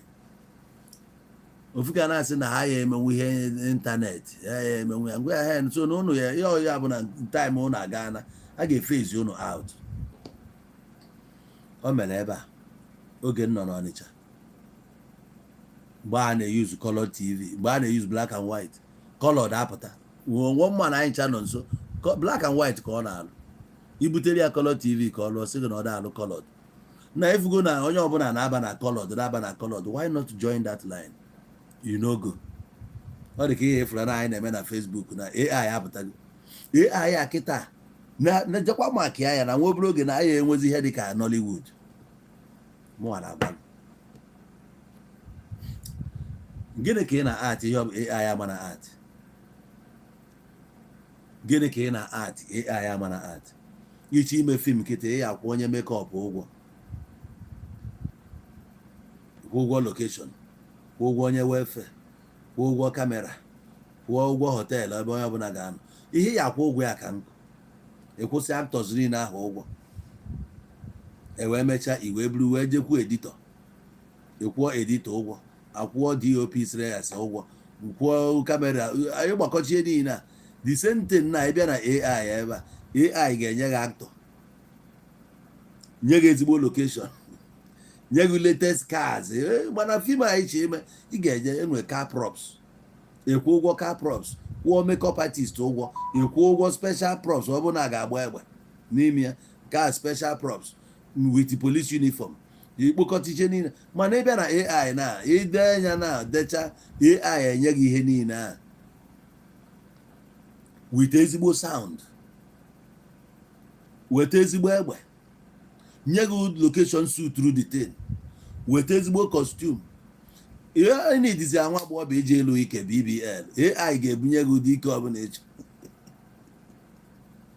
nye ya ala na-apịba aka ezigbo ala na-apịba a na-aṅụba aṅụ before nye gị ya mgbe Kenneth Okonkwo na-eme ihe living in bondage ọ kịta enye gị ezigbo Kenneth o nwere nke mmadụ rụchara very dark man ya very dark man na-egbu na ya fim ọfụ gị na nwunye ya o gbuo gị ozugbo ịchọ ka alụ ego very dark man alụ ego very dark man ịchọ Tinubu ọbịa gbaba egwu ihe abụzi ya na ọ na-eche eke enye gị Tinubu mgbe ọ dị yọng nye gị ihe niile ị chọrọ na ego onekwa esi elu gị fim gị bupụtere gị si gị ya so ụwa na-atụgharị kịta onye ọbụla ijikwa nwayọọ join kwa nke a na-agbago ma ị banyekwa gị n'ime ya kịta ịla gị bakwa behind onye bụ na agụ egbuo mmadụ akwe na-aghọta so change bụ ife dị constant ije ka ije chọọ nwa agbọghọbịa ya emere gị fim nke ya akpọbatakwa na kampụ echi asị na epere ya aka n'ala echi asị na nwaanyị bụ ime fim iche nye gị ezigbo ike Destiny Etiko bụ nke a Destiny eje alụ enye gị oriji n'anya achị rụọ ọrụ gị ezigbo Destiny Etiko ị na-enye ya ịbụ Destiny Etiko ya na-ekiri onwe ya ekiri ọmụ dị ya ka ọ egosi ya original Destiny Etiko ya na-ajụ kemgbe o mere fim asef ka m na-agwa gị na mgbe a na-eje agbado nwaanyị na-ahụ ya biko agana ịchọ iyi nwaanyị kịta enigele ọ bụla ị gbadoro ọjụ nchọ ịta Destiny Etiko kịta taa n'abalị a mmatị ya ọ m jee na AI nlụọ Destiny Etiko nlụọ onwe m ọ na-awa ọchị mburu ya baa n'ime rum na na ezigbo họteelụ gbagotere elu esi anyị ebu ezigbo moto ji gaadị ji ya ọnọrọ nta ya mmatagide ya ji efu oye ndacha ya mgbagharị anya na-ekiri ebe ntarị ebe ya kwuo na mata ọ bụ ihe a pekiwa ya na wapụta ọsịgo ka ya peki na dị egwu pekiwa ya pụta ọsịgo ka afọ oyibo ya ka afọ oyibo pekiwa ya kezi afọ oyibo ya n'ụwa o nwere oyibo na-eji eme ihe basically nchịta pekiwa ya enwere mgbe m na-eri ozi you know respond mgbazie ya nkịtị anya ọsụgbo ya nkịtị na-ekiri ya ọ ma na nchịrị ya n'abalị a pekiwa ya ntacha ya nse ndịgharị ya ọfụ okiri onwe ya na ọsọ gị mazi na o mezie ya okwu ọjọọ nyangwa ya na legendary gịnị bụ ya asị ya na legendary atago ngị bụ na atago ngị gbagharịa ụwa niile ekiri ebe mụ na ya na-eri so ụwa kịta atọka anaghị emezi ibe na ya adịghị adọkasị arụ nke iji nọbịa na nlọ bụ waste of time ịlụ ọnya a na-alụ ya alụ ọ na-afụ ya as i dey play dey show ekele ọlụ eke na-esiri ha na-esiri pekiwa ya na-esiri m ọ were anya ya na-afụ ya na wafọ yi o so oge a na-emefe Jizọs na-abịa agana ndị chegidere Jizọs chegidere ya afọ ya ka i wee mara na ya abụ eziokwu ọ na-abịa mgbe a kọrọ akụkọ a Ghana ọchị ịbịa kịta ọfụkwụ ihe mere na South Africa ihe ọ ga-abụ bụ illegal immigrant ọ ga-abịa as a full-bodied person ka o si abịa which country ka ọ na-abịa ọ ibe abụ ihe ndị ụka na-adị anọ ala jụọ onwe ha kedu country ọ ga-abịa is coming soon ebee ka ọ na-abịa onwe country ọ na-achị ije kịta ọ ya agbanụ paspọtụ akụ eri ya visa ihe abụọ a na-ebere without visa enwetaghị na iji ya visa ikwuo ka isi bata ejọmpụrụ bọda esi fly ya bịa n'oge bụ Jizọs aka na-aba aghọ ofu eburughị ude tigodugu n'ime asị Jizọs anyị bụ ka ịkụpụzi ya dị handcuff pụọ n'ime prison ya adịpụta n'ilo immigration adịrọ mgbe ahụ Jizọs is coming soon ọ ndị ụka na-eme nkọgheri coming where ọ Naijiria ka ọ na ọnya kwunite asị dị n'aka Tinubu ọ na-abịa coming soon nya bịa ọ bịa hie agụọ bee nya ọ ya ekwebịa ebe a Jesus is coming soon ị na-ekwugheri na Jesus is coming soon a na-aka ụdịrị aka akụ kịta onye bụ Jizọs nwere ihe eji eme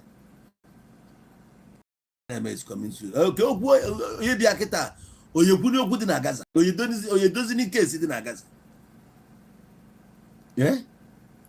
onye ekpe n'ikpe anyị na ndị South Africa oke ikpe nwunye ọfụkwa ihe na-eme na Iran ọ Strait of Hormuz ka ọ bụ ọgụ Ukraine na Russia ka ọ na-eji idozi ọma ka esi sanction ndị Russia ọmakwa ụdị sanction egwu nke kesi ọ ga-etinye ọnụ ọ ga-eme n'ihe dị na North Korea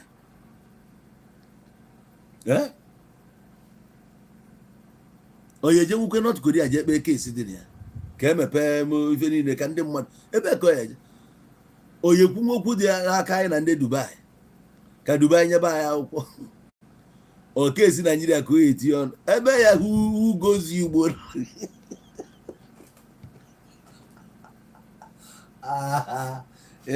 ebe Jizọs ugozi Holy Spirit agwa ya ịmakwa ebe ijire ngwangwangwangwangwangwangwo ọ gwe ugozi ya ajụ ọgụ na Jizọs ọkpa atọ ọgụ n'ala ifu na onye na-ajụ ugozi ya na nwa nke n'ike agwụgwụ ya na o nwezi uru ọ bịara sef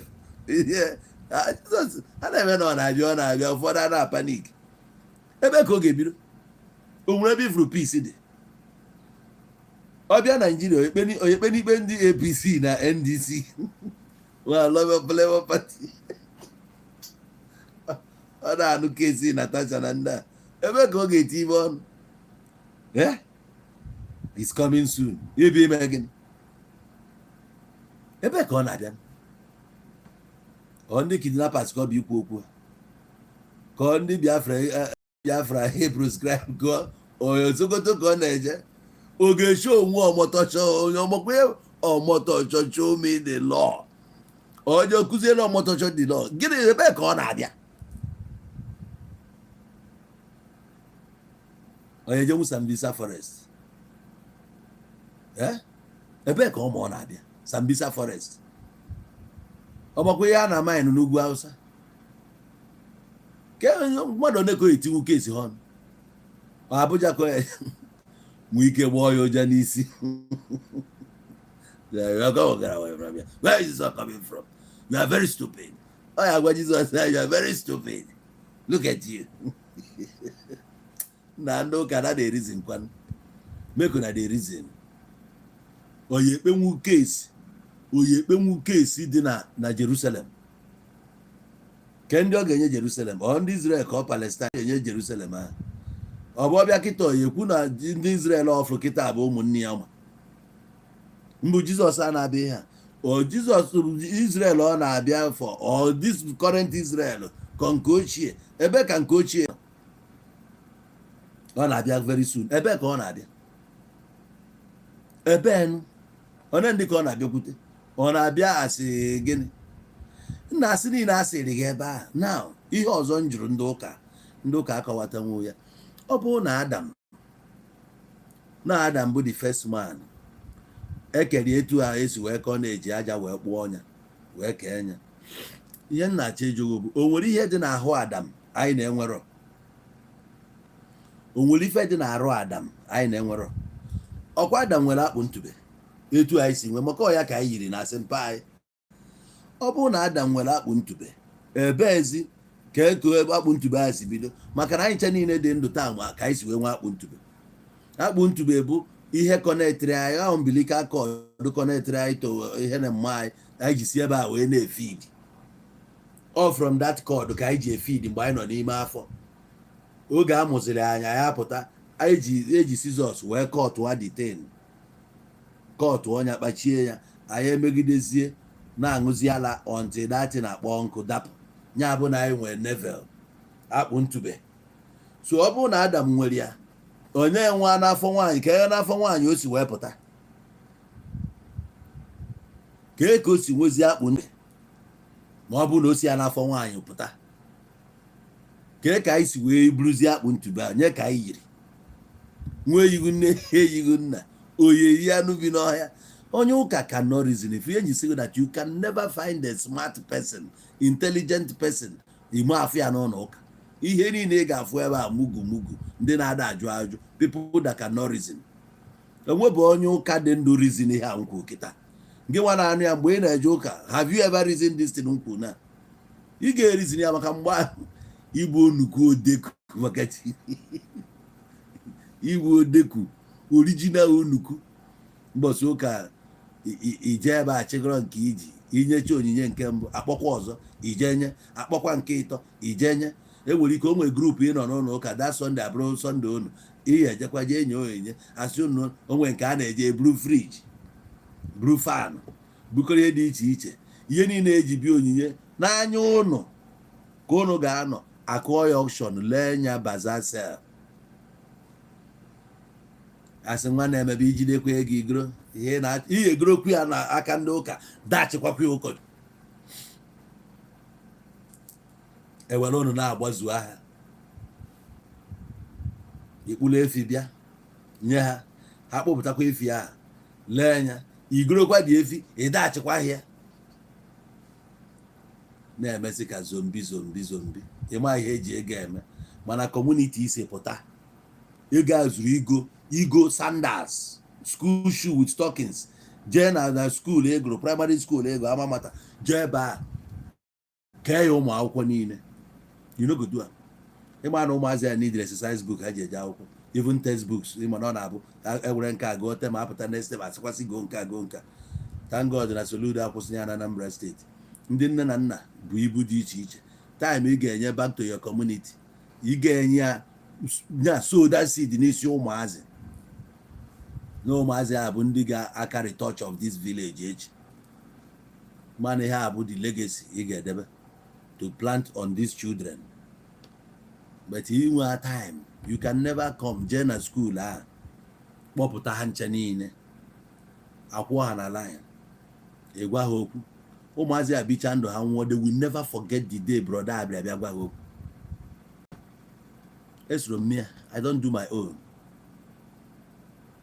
buo exercise book ma ihe niile buju abut buru jebe dia kpọọ ha mee ha encourage ichetakwa mgbe ị na-agụ akwụkwọ cheta na onwere ndị bịara ka gị mgbe tara ya mee ya na ọ na-atọ ụtọ ọhịa ka ọ ga-abụ imebe ha anya ị mara na ihe anyị fi na ị na-emelụ God na kịta ka ibido mebe ya maka na ijekwa na Baịbụl ihe afọ ebe o kwuru ya na Baịbụl ka m gụta ka ọ na-ekwusi on the last day ya ga-agwa gị I was homeless you couldn't give me a shelter. I was hungry you couldn't feed me. I was naked you couldn't clothe me. Ọ sị na mgbe a na nke nwa atọ ọnụkwa na-asị ha when did we see you naked and refuse to clothe you? When did we see you destitute? And or say look around you. Anyone amongst you, you have given me that food. Today I buy one hungry people among us. Hungry people. I were homeless people. Only no shelter. Iteto la phone ke wana gate ge chopia. Onwe every yogo ni self iga enye. Mana ị ga-aka obi welu 10,000 jeso seed n'ụlọ ụka akpọ altar call mapụta ka o wee bụ onye na-eme nke ka njọ bụ ifụkwa girls you are believing God to give you a husband. Enwe one girl m na-akpọ 3 days ago ama the girl tete mgbe m bịacha Asaba ọfụ ama that girl mwefu the girl ka ọ na-aga mgbe na-akpọ ya this girl couldn't turn ka ọ fụ onye na-akpọ ya ọ na-aga mgbe si the woman nọ na shop ya sị ifugo ha this same person na ka ya ba akpọ altar call o buru ụzọ mapụta ụmụ nwaanyị na-achọ di enwere nwa nji ya wee taa na South tachipu ya ntị efu ike nwa akpọrọ altar call nwata amapụta mụnwa nọ n'elu aka nna wee nyokwuo etu a David si wee nyogide nwunye mmadụ fụ na ala dị woman kwụ ọtọ sisi je kpọtara ya nna agbasa ụka mụnwa hozụlụ ọ dị gị nhọzụlụ ọnya chapụ mgbe nwoke na-ebe ebe nhọzụlụ ya n'elu onye m nọmba mmesịa mkpọ ya mee ya invite na-eme invite omekata onye na wee je amụ ya na klọb emere maka nwa anụ ọgụ na klọb sef bansas atụpụ ya ilu maka one guy na-egide ike nwa okwe ya eti onye kụọ ya aka n'ike the girl wee na-echi the guy warning the guy push the girl aka wee jee ịnụ ọgụ onye Naijiria jee nọchitere South Africa asị ezigbo nwa awa n'ike aka nna target nyezie nụcha ọgụ nwata afụzie na m fight ifọ ya nwa nyezie m nye n'ụmụ obi gị ọ na-enyezi m ya nwanne m adịmeri vitamin C. Hey now our girls akpọ ha na altar call they will come out ọ na-ebelieve na Chineke ya nye ya ezigbo di. Kedu what are you believing God for this year? Husband. If na you believe God for husband mana nwoke na-akpọ gị oku na idebe arụ kedu ife ị na-edebere arụ nne gị ọkpụpụtara gị nwoke n'anya ihe niile abụ ihe chọọchị plantichara n'isi ha afụgodugo ihe a na-afụ bụ a corrupt person dị ịla ha ala kedu ka isi malụ mana Bible siri test all spirits test ya nwoke ka na-ebi ya nso detu ile iwefu na onye a na-asọ lelelelelele ị ga-edetu nwoke ile some men will come to you in disguise ọ ga-abịa in a guise of a poor person ọ ga-abịa in a guise of ka ọ mara ụdị mmadụ ebu etu anyị si ene ya anya ka o si ene gị anya na ọ bụghị everything na-eglita bụ gold. We have to test you. Some of these girls ewepụ body spray fụ na ha nwecha body odor ha ncha niile bụ fake from isi ya jeruo n'ọkpụ ya fake ihe bụ n'isi fake ihu makeup juru ya onye kwanyere nke a fake ihe niile a fake gbadagide jee ruo ụfọdụ na-eyinye achị ka ọ wee bụrụ na osonye ọ mbịaghị nso wee mmadụ original you etu a isi fụ m kịta ọ dịghị ka mbụ onye ala otu isi fụ ọ dịghị ka agụ ogbuo na m otu isi fụ ọ dịghị ị ga-abịa nso wee malụ vidio wee na-ekwu na enwere some girls bụ na community service ka ha nọ na ya na nke bụ nwoke ejezi na-adachi afọ m ihe ụfọdụ ụmụ nwaanyị mechara na kọmentị ebe a ada gị nwaanyị ya ịmụta nwa nwaanyị ya merekwa etu this and that. Ihe niile abụ enwere people among us who doesn't have anything upstairs. Enwere ndị na-amara ihe ikwesịrị ịma na-etu isi gbaba ute ka ihe esi ya ala ahụ na ya. If you refuse to train your child, ọ ga-turn out ebe ụdị mmadụ ahụ. So ịchọ ka nwa gị nwaanyị hapụ ịgada truth wee n'oge bend bịa, you don't spare them. You have to stay in. Ị ga-anọ n'ọlụ dị a. I had a child when I was younger. I had a baby girl on a university today. Oge m mụtara ya, ọ na-eto. She was just 5 years old. Travel ọgaba South Africa. N'ọnwa obere ebe a ka obi m niile dị. I was fighting to come back. No one onye ga-azụrụ m ya etu mbesi ga-azụ ya. I wanted to raise her myself. Na fight ka nnata akwụkwọ na frustrate like ihe ifere ha na-eme na South Africa taa na-asị na mmadụ bụ illegal immigrant. Onwe onye dị illegal ọ ha nwa mere ya. They don't want to give us akwụkwọ. Ndị enyi na-enye ha kagbuchara dị akwụkwọ. So at a point nsi ọnwụ nna aka nnata n'ife abụ nwaanyị na ọ bụrụ na nwoke kesi ya dị iche na nke a nwaanyị. I had to come nnata here. I had to be guiding her. Na-agwa ya okwu na ihe nchọ ka ime until iluo 18. Achọrọ m gị na akọkwa akụkọ nwoke na nka okwe m nkwa. Not only no promise but I stayed put. Mmekwa travel nweburu oge nnata. Onye agwọ hiri na ụlọ ya dị arahụ ụla. Ị ga na-anọ ya ntọọchị na-ekip up na-akpọ kọlụ dị na ya na-eme ihe niile because no investment. You don't bring them into the world rapụ ha like that. Ị ga-anọdo. So you don't compare me with a parent hapụrụ nwa nke ya nwata ewerezi ike na-eche ọjị.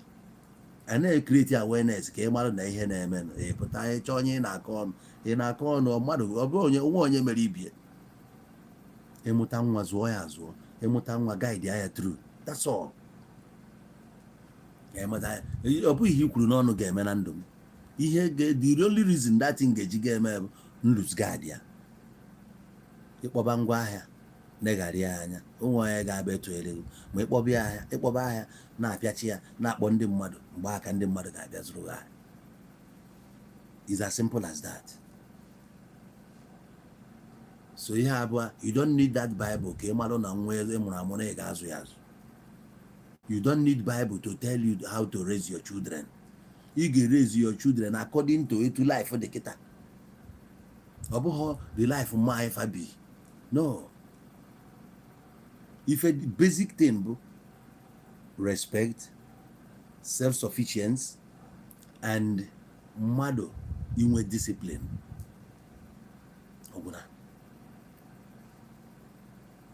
You got the disciplined. Every area if you don't know without discipline, you can never make it. You got a failure. Mobile you want apply your discipline in them. Nyaka eji we launch ya mgba war against indiscipline in Nigeria. So you need it. About Bible get teach you. About Bible get America how to respect people. About Bible get America how to open your eyes. Malong opportunity bia na akwaka. Bible need to be prepared at all times.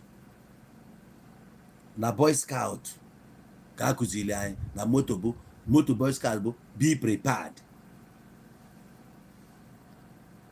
You want to go? No, na Boy Scout. Ọ bụ onye ọbụla na-eje ụka na Scout. Some na-agọ mmụọ join or Scout. It's equally like AJ Banyami. Army agwago na. You need your Bible to be disciplined. When a Christian believe in ihe niile about Bible, gini a na-ekwu okwu ọsịgo na the book of it, or iwu na mama ya dị na that book. Ọsịgo na ke akwụkwọ mmeji mara ga atụ kịta. Nsịgo na things fall apart kwuru ya n'ebe dị onye ịma ego ọnya. Ego ba things fall apart. Ihe niile bụ according to the book of Joshua, according to the book of Jonah, according to the book of Matthew. Gini na-eme na according to the book of Matthew again dị n'ime ya. ije kịta na Baịbụl na ewesị oge Jizọs nwụrụ ebee ka a sị n'oge ezute ụmụazụ ya ebe ọ ga-eme apịa ma onye dị ona ifu na Mark nyere different account, ifu na John nyere different account, ifu na Matthew nyere different account.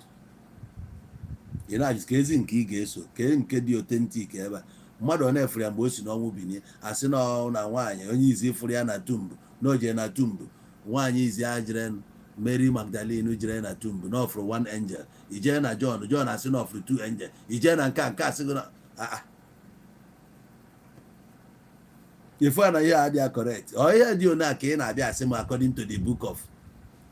Hapụ buku ahụ gwa m bụ ezigbo buku a na-agụ na gwa m ya.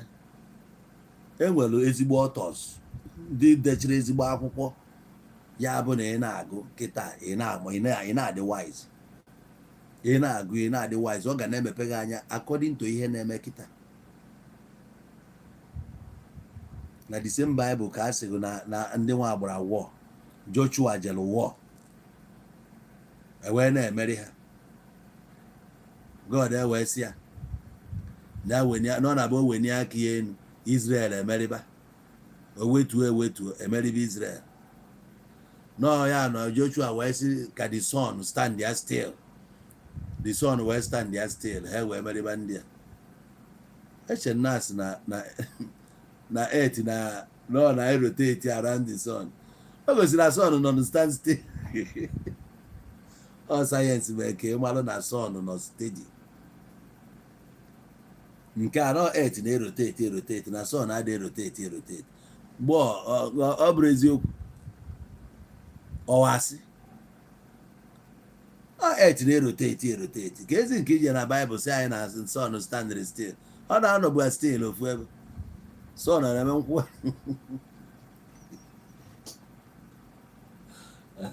the same akwụkwọ ka ị na-eje arife moto, the same akwụkwọ ka ị na-arife moto.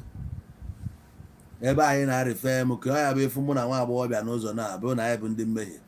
Dị nwa agbọghọbịa obidobekwa ịgba akwụna, ọ bụkwa nwa hookup. Mana o nwee ndị ga-ele ọbụla onye mituru,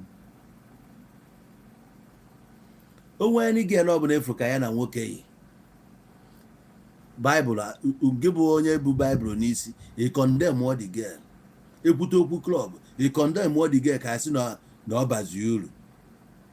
The same Bible ahụ justified akwụna na Jehova God ga achọsịa even ndị nke ahụ na-eje ka eje spy ya the land of Jericho. Na nke onye ka ha lara? Na nke akwụna Rehab na-agba akwụna na be akwụna ka ha jiri a na-achọgharị ha obodo nwoke idea na-enwere illegal immigrant. Ama Nigeria amago na ndị Naijiria bata n'obodo a ga na-agwa gị achọba edikiri asị chụgharịba ebe ka ndị agbabara na be akwụna echekwaba ha. Mana taa ịnụ na mmadụ na-agba akwụna iburu bịa mmadụ yiri akwa dị aṅa abịa n'ụlọ ụka ịbaba ihe eme maka akwa oyi chụpụ ya n'ilo nya naba oke gị ịchafụ n'ilo ka ọ ya ndị Katọlik take note. Mana akwụna even Jizọs mechara anụ akwụna nụọ ya anụ na Mary Magdalene bụ nwunye ya si kọwaa alụ gị ọfụma. Ka ọ na-abụ ebe ọbụla afụ na akwụna, ebe ọbụla ejiri hookup akpọrọ ya kpọtabara Jizọs, ọ bụ na ya na nke adịrọ na mma, ọ bụ na ya na Mary adịrọ na mma, eji agha kpọtabara ya. Onye na-aghọkwa asa ọ na-aghọ asa. O nwere nke ọjọọ amụrụ ebe o ji iku mmiri. Jizọs enwe akụrụba eji ego adọta mmiri na wel. O nwee ebe ọ gbapụrụ mmiri, o nwee ihe ọ gbalite nwụrụ, o jee na wel na ime okwu eji agbado nwaanyị si ya na mmiri na-eku ebe a bụgodo mmiri na mmiri nke ya nwa ga-enye gị sef mmiri bụ na ịṅụọ ya akpịrị anya kpọzigo nkụ again. Nwaanyị na-asị ya ka ezikisi ya nye m mmiri nke a nke eze m esi enye m mmiri nke a. Ọ na-ekwu nwaanyị sị ya kwa ịma na abụ m Samaria na anyị na ụlọ ada emekọ biko bifo ndị mmadụ ga-enweta ya. Ọ na-agụ ya akụpụ onye bụ ndị mmadụ ọmakwa onye ya bụ ụmụkwara ya bụ ezigbote nwa iyo ya na-egharị anya ndị ga na-esi afụsị ụmụ agbụrụ ndị ohi ọkpọ ndị ahụ gị na-ejikwu asị ugozi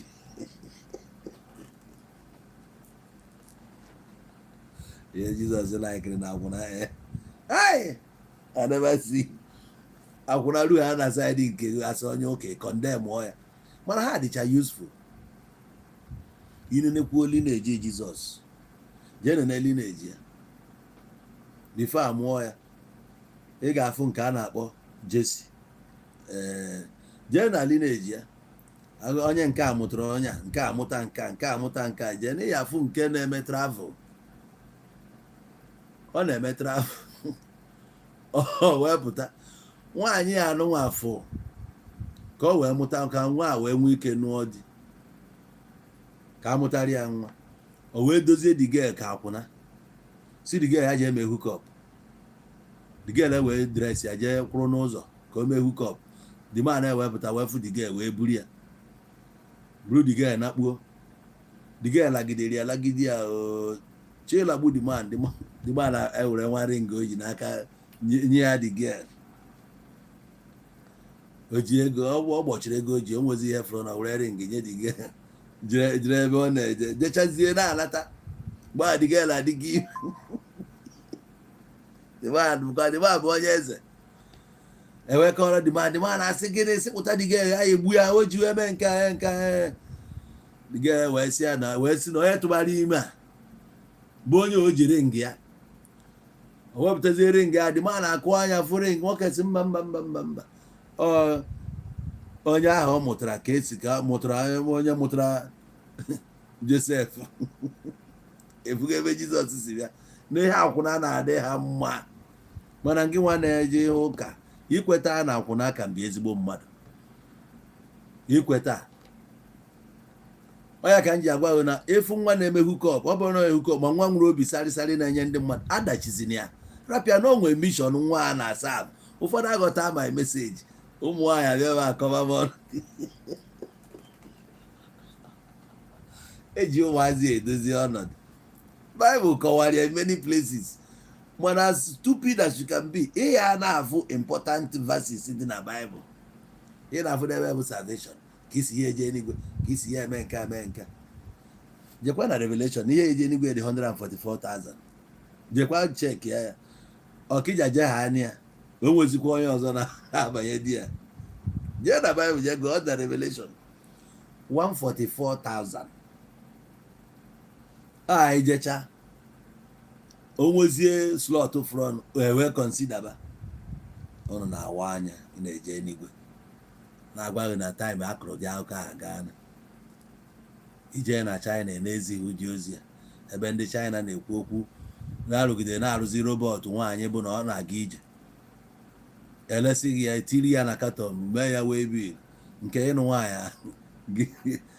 nwaanyị na nke ihe talking stage ịnọzi n'ihe talking stage igori idebe n'ụlọ ije ṅụrụwa nkwụ ṅụrụcha bata ịtọpịa na nylon ligorie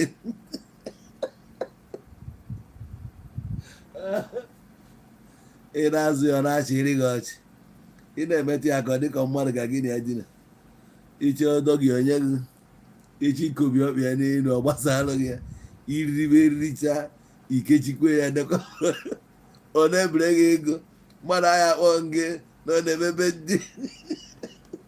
ndị gwukwe gị ebe a ka ya bịa gbadote echi bedde nwanne echi ahụ adị ya mmụ ya nke ọzọ has rent ya nke a gị richaji ya nwanne echi am hungry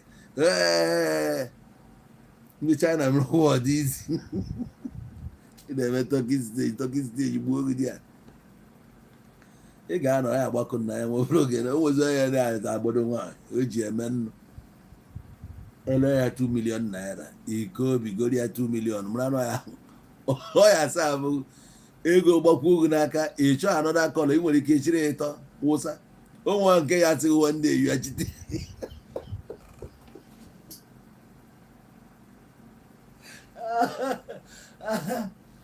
ogwe aka ya akọkọta akụkọ sịrị ya chite dommi chite onye bụ chite dommi nwa iji ego ogolo debe ya n'ụlọ idebe ịrụ ụlọ 3 rooms ofu were rum nke a ka o wee dịkwa ụka ịma na o nwere onye ahụ n'ofu họteelụ ọ na-achịrị ụmụ nwaanyị na-atọ wụọ ya debe nke a na first floor debe nke ọzọ n'elu debe nke ebe onye na 2 lacha onye ọsị ya ka ya bịa ka ọ bụ anyị na 1 onye burukwe nke a tigbuo a na-alata ọtụ etu ya echiri ebu ọ debe ụmụ onye ya emega accuse onye ya emebe de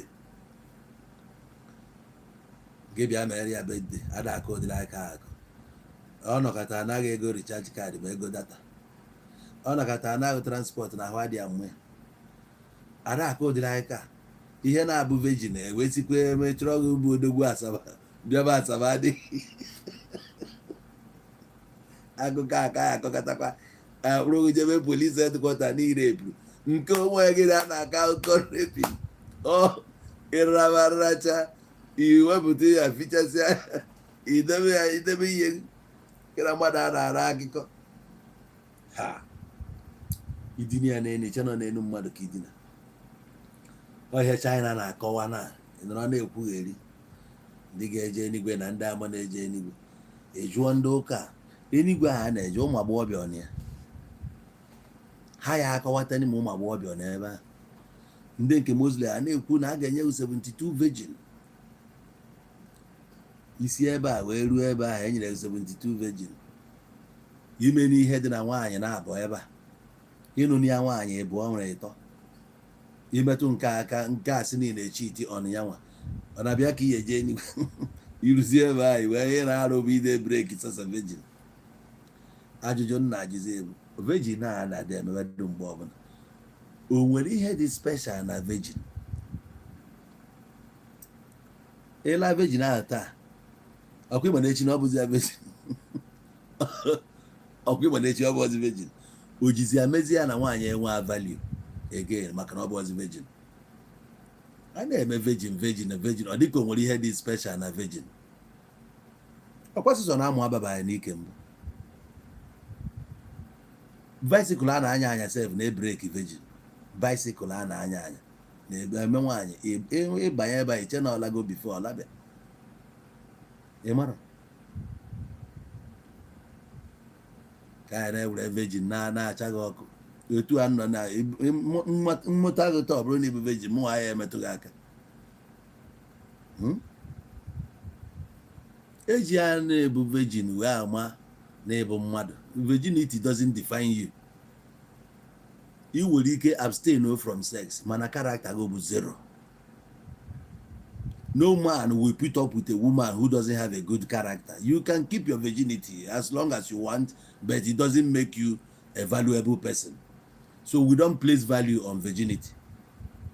A na-eme ọ dịka ya ka nsị na life mgbe ahụ adụrabụrụ life a na-ebi na o nwere any man ọbụla na-place value ebe ị nọ because they bụ virgin.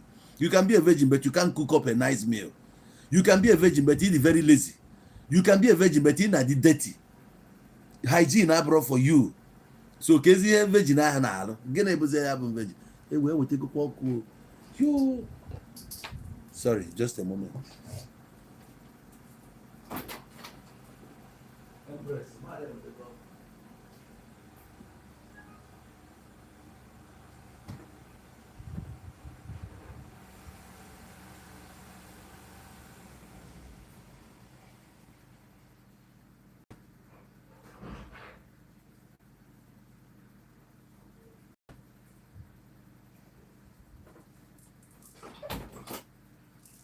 A na-eme na onye a bụ virgin na ọ bụ virgin. O nweghị ụtọ dị na virgin. O nwere anything dị na virgin. O nwere girl bụ virgin. Anyị na ya na-arịa asaa gị bago. Kezi ihe ụtọ dị na ya.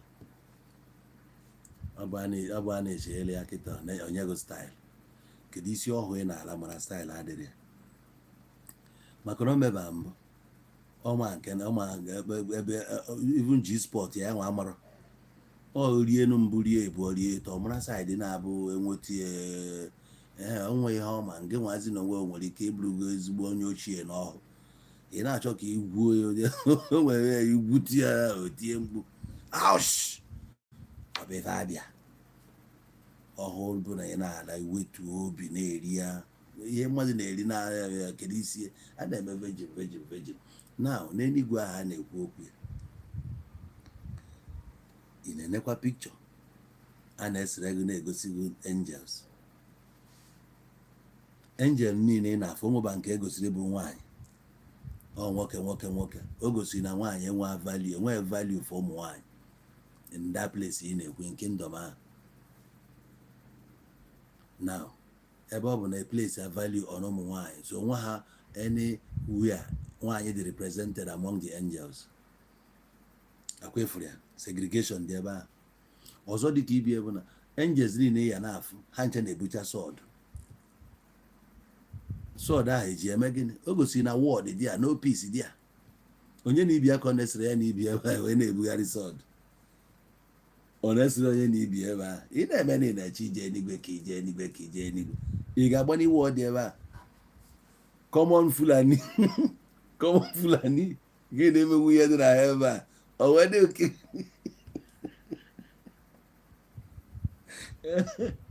Fulani just gafee ebe anyị ndị nke chi eyi gafere na-eyi na anyị na-awaba aka ya dị onye ọbụla na-apanik, obodo agbafusie, iwe na-akwadobe ije enigwe. evu na angels n'ebe a bụcha sword n'aka. ọ bụrụ na foto niile ị na-afụ, foto ahụ ị na-afụ bụ foto angels ahụ, ọ bụrụ na ọ ka taa ihe ya na-afụ bụ AK-97, ihe a ya ebusi bụ AK angels niile a ga-ebu AK. mgbe a na-eme ihe sword bụ mgbe a na-eme ihe ọgụ mma. a na-agwa gị na icheki ya ifu na gladiators enwecha mgbe a na mma ka ha ji anụ ọgụ, ejasi na-eje wọ eburusie mma, ọnya ka eji wee see nke ahụ eburu mma. ọ bụ akịta ha na enwere atomic bọmbụ ma ụmụ bọmbụ dị iche iche, enwere ya na-afụzi angels a ya ebucha bọmbụ ka a ya ebusi. o nwere njele ya afọ iwe na-ewu ya efu ihe obodo ha na ihe obu na-abụ atomic bọmbụ.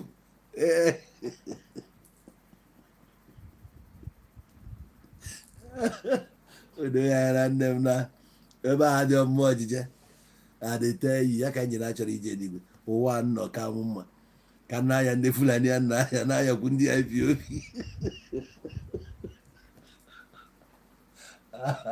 eti isi at home enwere nọ ndị a ka ị na-aya ịhụbi ya nwa ọ bụ ijebe ebe ne ọ dị ka ya zụta dị ọnụ gị ebe ndị ọcha bụ si angel.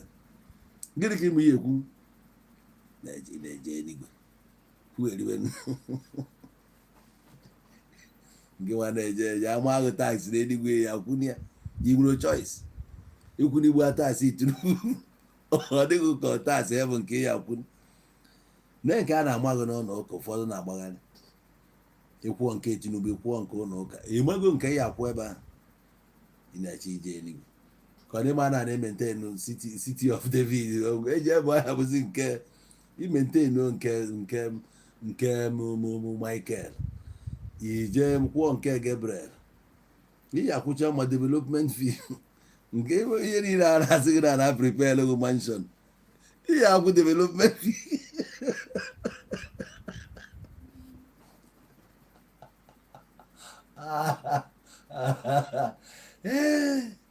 a na-agwa gị sevu kwa ego, ndị ụka na-agwakwa gị ya na Baịbụl sị gị kpadoro onwe gị akụ n'eluigwe.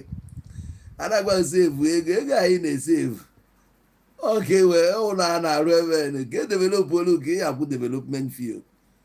iru ebe igbo ewu a ebe a bụzi ewu atụrụ ana ka ihe ewu.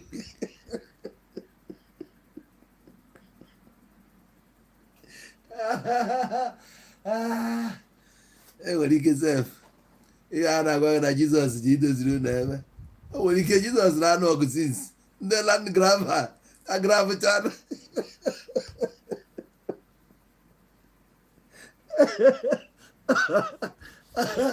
enwere ike ebe ahụ ndị land grava agravụcha n'ebe niile. Jizọs a na-agbagharị na ihe dị n'ala were lụọ ya a na-egwugharị ka enwee ike wee sekọta nwa olu gị ana maka okwego dị nkwa ekwe. so esekọtara ebe ya alụ manshọn esekọtalụ gị ya ebia na-akwadokwa ahụ ya ka ejisi na nke na-akwadokwa akụghụ n'eluigwe na ọ bụkwa nke ebe a nọ nke ebe a ni so ị na-eje ebe a ka inwe idea ihe ọ dị ka ya ị ga-akwụ development fee ebe a ịghọtago ị ga-akwụ development fee setụlụ ndị youth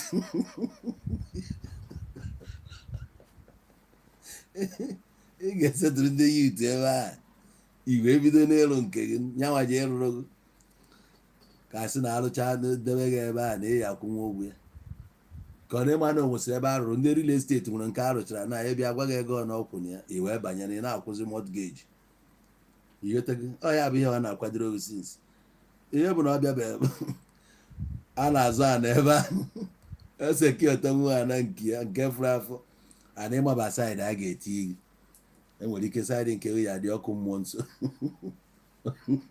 ọ mụrụ agolo gị ahụ Naijiria dị ọkụ mmụọ nso so enwere ike debe gị saịdị ahụ ije ebe ọ bụrụ na ndị Jamaica nọ nso onye foto anwụrụ ọfụ iri iri ya every day of your life ị gara adị high after all Jehovah bụ the most high enweghị ihe efuru ị na-aka ụka na-aka gị ahụ a na-egosi gị ala ya aṅụ ị na-aṅụ akpụ ekwugheri abịa ebe a na-erighị ọrụ onye na-emere gị mere aka ụka na ya afụ ụzọ ugegbe anya o ji agụ baịbụl ifu na pastọ ya na-afụcha ụzọ ọfụma nyanwa na-abịa emere mere aka ụka efụba ụzọ ihe enwe sense you no go get sense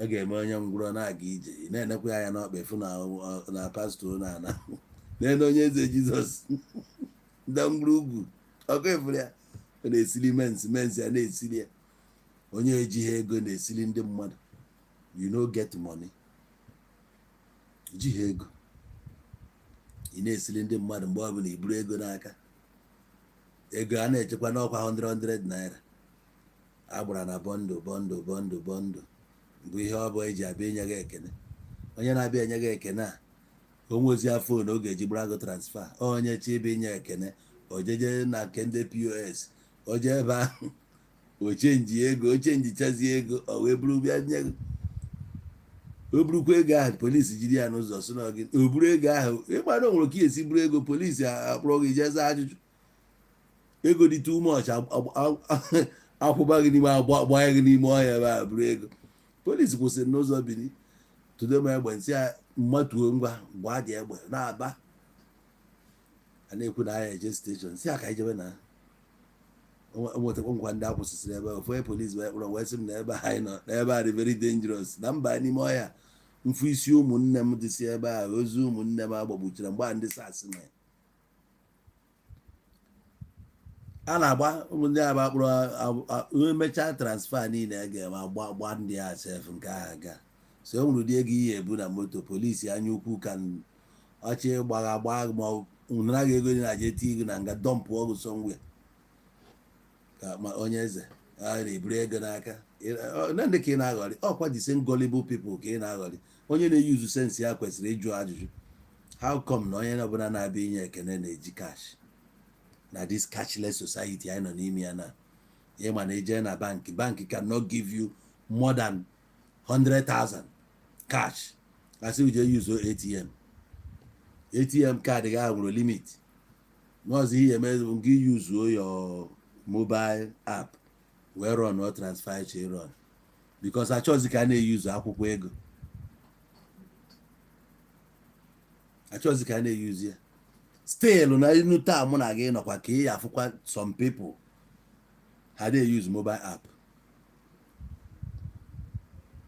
enwere ndị nọ today na-adịghị use ya ịbịa ka igoro ihe n'aka gị na ya mee transaction si gị jee mee POS esi asụ inwa even ope asị gị na enwe ope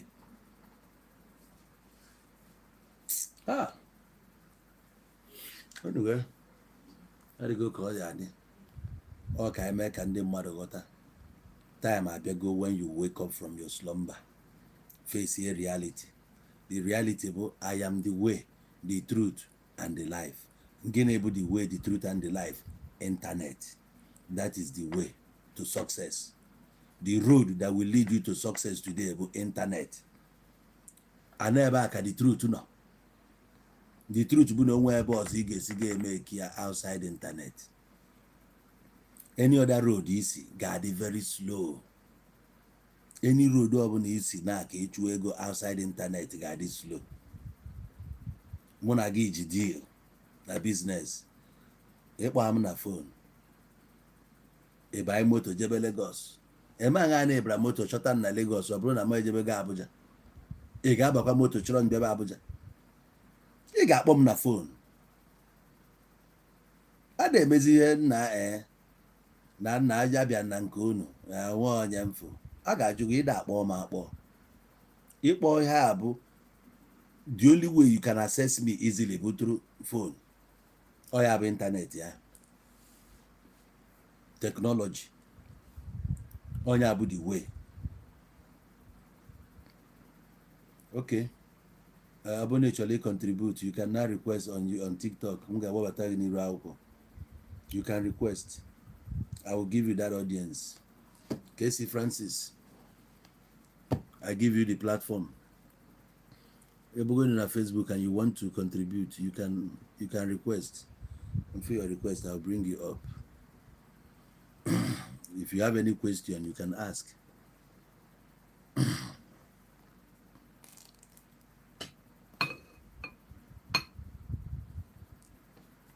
Okay.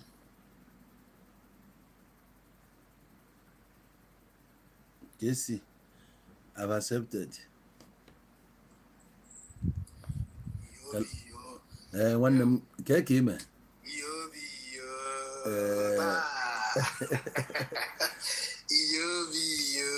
One mother. Here goes the other. And never took my I know me, Asalachi. Nah, I cannot do this. One the program number one, I tell you.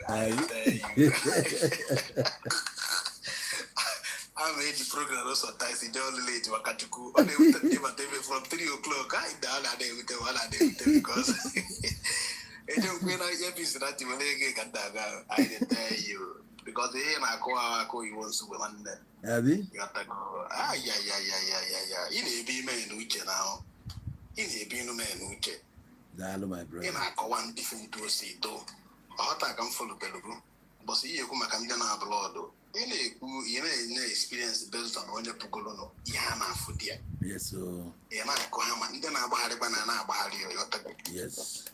Man, that's no experience. That's no experience with the best teacher. One more Chukugazi longer can now. Chukugazi one I'm telling you the truth. You are eyes opener to some guys. Thank you. Mainly guys in our way. Midi Nigeria. Mainly guys in our one midi Nigeria. I tell you. Only a man even deep one like this. Before you go, you know, we book when you do that. It's how I wash you know. Oh, the one I'm Makachikan now. One day, my banana, EJ Tanasiaba or Ga, you work out all you can. Yeah, I can wake up. One as you know, we book here. In my year, 1 year, 2 years, 3. Oh, Wagari, away here, man. Yes, now. People know we be here. Don't kill yourself. Of course. I wait till it's in 2008. Talk it out, go 2008. 10 years, they can attack. Allow one hour. About you, person, my dear, what them was here now. Allow one hour back. Wagari actually was. Yes, in my book, you must get it. Then you give about 50 years. Man, you know, or Colombia, youthful age, and you could be made enjoy. Yeah. A winter, Biaquina, winter, summer, Biaquina, summer, primavera, Biaquina, primavera, I hold the ball. Oh no, Chukubazi can now. A Pombo see you come and then I say, Nigeria, you come in Cabla. One day it was not born over a posted. Yes, now. Also not born over a posted. Nigeria, I put on fear no code. So you need to make peace with everything. Babylon. You know, I check a government to be a mellow, you are wasting your time. I am now what today. I say, Hannah, this sister had to go down or to go out. Yes. You need to make it your own way. Simple. And your own choice. Simple. Not wrongly. I had a true take a mother. We know the reason at all. All can destroy We know brain. the reason at all. Come on, for such a way today. Ejo hake obede just you over on and air not them. If on one ambition. Yes, exactly. One ambition or one mission or one dream. Natural mission over that KDB, the KDB do know it. Now, friend to this good Nigeria. If only in a cotton, you will dream. It took an ending my body on whether I am. Can maybe I may travel.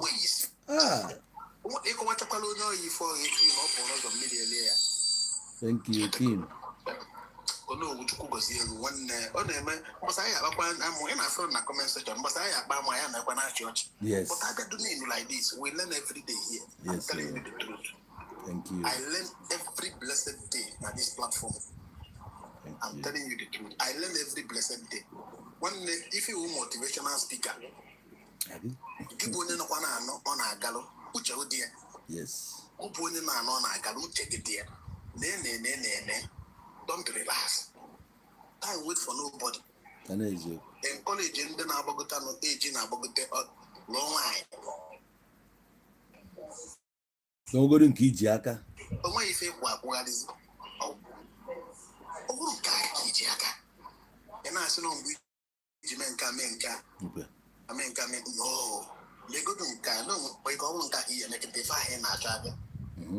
Yeah, but die, we said the air chachala into my hair. Dies. Well. That's our plan. Faculty, I do. They will let in a bit. Will look a back with either to Jesus about occupy that space. We know the reason like human being again. Abona China, Kobala Coca, Hakari, whoever had not today. Oh, and I drag again last 2 Sunday. On I see Jesus saying about Congo in Israel or something, see okay. Israel not to Tata no one. But saying that Jesus can make this year. We said Jesus can make this year. Whereby you know by the name intercept to miss them on the run fire or whatever. Hannah may intercept now. I am no angel. Awesome, no angel, Basalon Queen Israel, but I see I'm not going to take it. I'm telling you the truth. Abuno Ghana, me has slave trade. Oh, when die Kelly. I don't know. Because he didn't have a I'm a mother never. The Bankuzi because the Kitano, Basalo, go get it, Shima Cabin. When on the Muta Bata, the legend here, please. Equalities. One no rule, who do you book in the hour? I'm a known legend. Yes. Just what the history of in the new part of Belgium, yeah. What is it? They celebrate you over the year, just some of the days they just celebrated the man. He's a hero to them. He's a hero to them. Man, I buy and call me, man, I bought this also. If you go one name, if we ever grow power mic. My buy video, ever say photo. Oh, yeah, wherever, one goes away. Power mic and never happen the abo kwese we just better n'ụzọ na roundabout just one ebe nothing just odika ụmụ ihe a na-akpụcha mgbe ochie nna kwefu ndị bai onwe ihe ndị bai pastra legends anyị nwere ekwesị na ebia ebe ahụ obodo ewepụta n'ego na ụnọ achọghị ime na-ezu ike onochi ime na-ewepụta ego mee ya ọchake dị mma n'anya ndị mmadụ a na-abịa n'afọ onye a gọọmenti wepụta ego ikpe na-afụ maka obodo ahụ ewepụta ego kọmuniti na onwe ya ewepụta ego eme dị n'ọdụ mma o nwere ebe a mbi vicinity mbi o nwere ya na-akpọ akaide of akaladize ọ dị form of isi na gbasara mbọsị ndị a ji eri ji nwanne ebe a kpụrụ da hero Motion machine of the man all these are man no CD 1930 called 195, yeah. The man akpụchara ma mma o ji wee nụọ aha ma nkịta ọkpụ ede a that two lion nọ na-akụ dị man ihe m na-agba that two lion ijesa ifoto ebe ahụ ọdụ ka ya sị na idecha n'ọbụ ke country nọ nọ Spain Spain okay nọ Spain so nna nwanne Onowu Chukwu gọzie nwanne 1 million time ị na-akọwa ndị osetu ị na-akọwa oyibo osi ana m amụta ihe dị ya. Thank you. Ụka so onye nwere onye bịara ebe a na-asị n'oke so ụka so na problem anyị. The major problem bụ ụka ebe a ka esiri ya. Let us stop believing and start knowing. When we start knowing and begin to ask questions, let us start knowing. Bible asks you shall know the truth and the truth will set you free. But ndị baya achọghị ịma the truth. Ha makwara ihe a na-ekwu ha gụrụ that thing ma the thing ha ghọta the in-depth analysis of it. Na-emalụ the truth. Any day ọbụla ịmata truth. You dey free from ụmụ nonsense ideology niile. You dey free from bondage ebe ketọbara isi. Ọkwa Bob Marley emancipate yourself from mental slavery. I nọ na mental slavery. Ha wepụrụ chain n'aka anyị mgbe a na-eme ihe slave trade. Ewepụ ya jezie wee jee na our mental na brain anyị kechie ya. We can no longer think. So they try to deceive the world ka ọ bụrụ na ha esetiga anyị free. Ya ka eji mesia colonialism bakwa neocolonialism. Ndị a ji anyị ahapụba anyị. And the last 2 weeks ịkọwalụ gbasara digital. Ị na-ekwu na alụtụrụ gọvanọs aka ebe a kwesịrị ide eme something. Ba uche ha ya eje. Ihe niile kwesịrị ime POS ka ha bidogodo from that place. Na. Ihe na rubbish. Ihe nne anya na mmadụ dịka ihe nne anya na mmadụ dịka Innocent na-alụ moto na-alụ ife a niile Innocent nọ anyị na-eje China na-ebubata keke na be anyị ọ na Innocent amaalụnwu keke ebe a bitie ndị a mechie dị ahịa China egobe nke ya otu POS na nke ya na ebe weta kaadị ga swipe ọ bụrụ na ọ transfer gbaa ya dị ya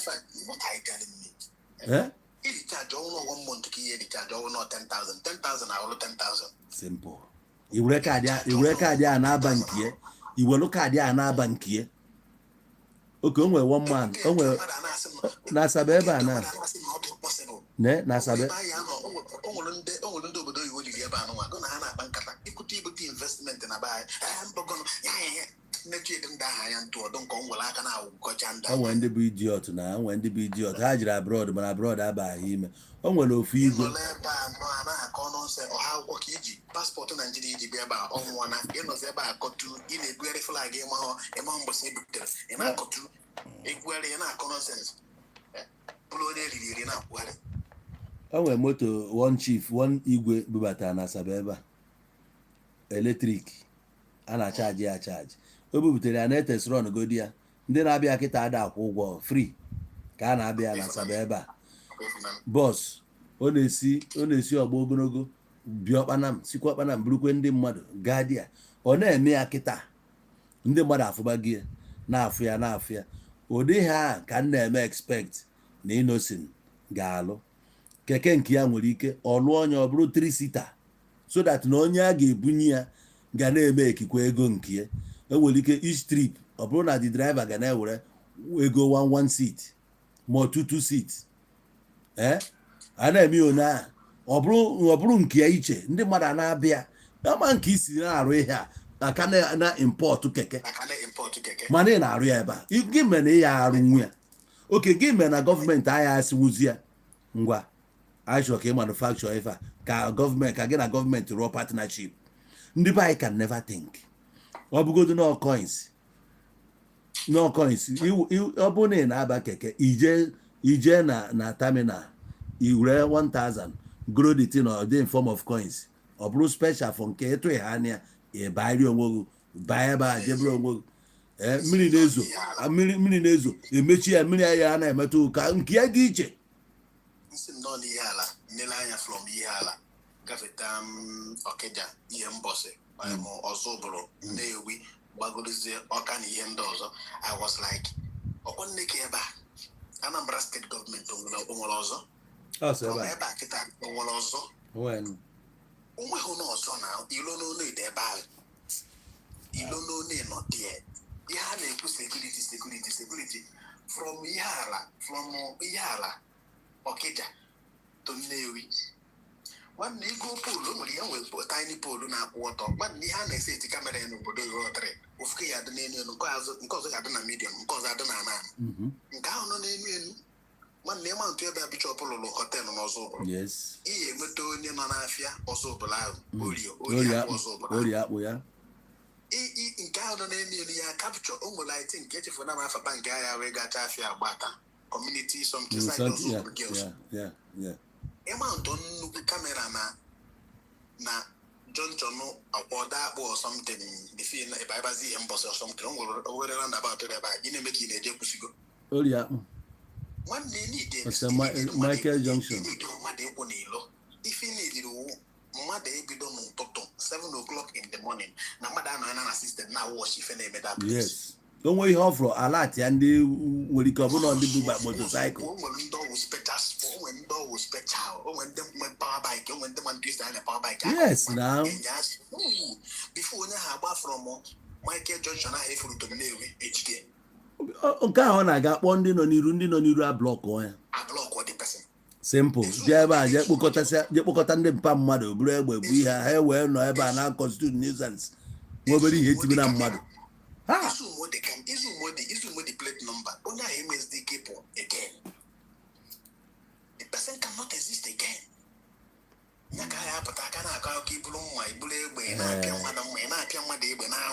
Onye na-confirm bụkwa na ọ mụrụ ihe o mere. Bịa.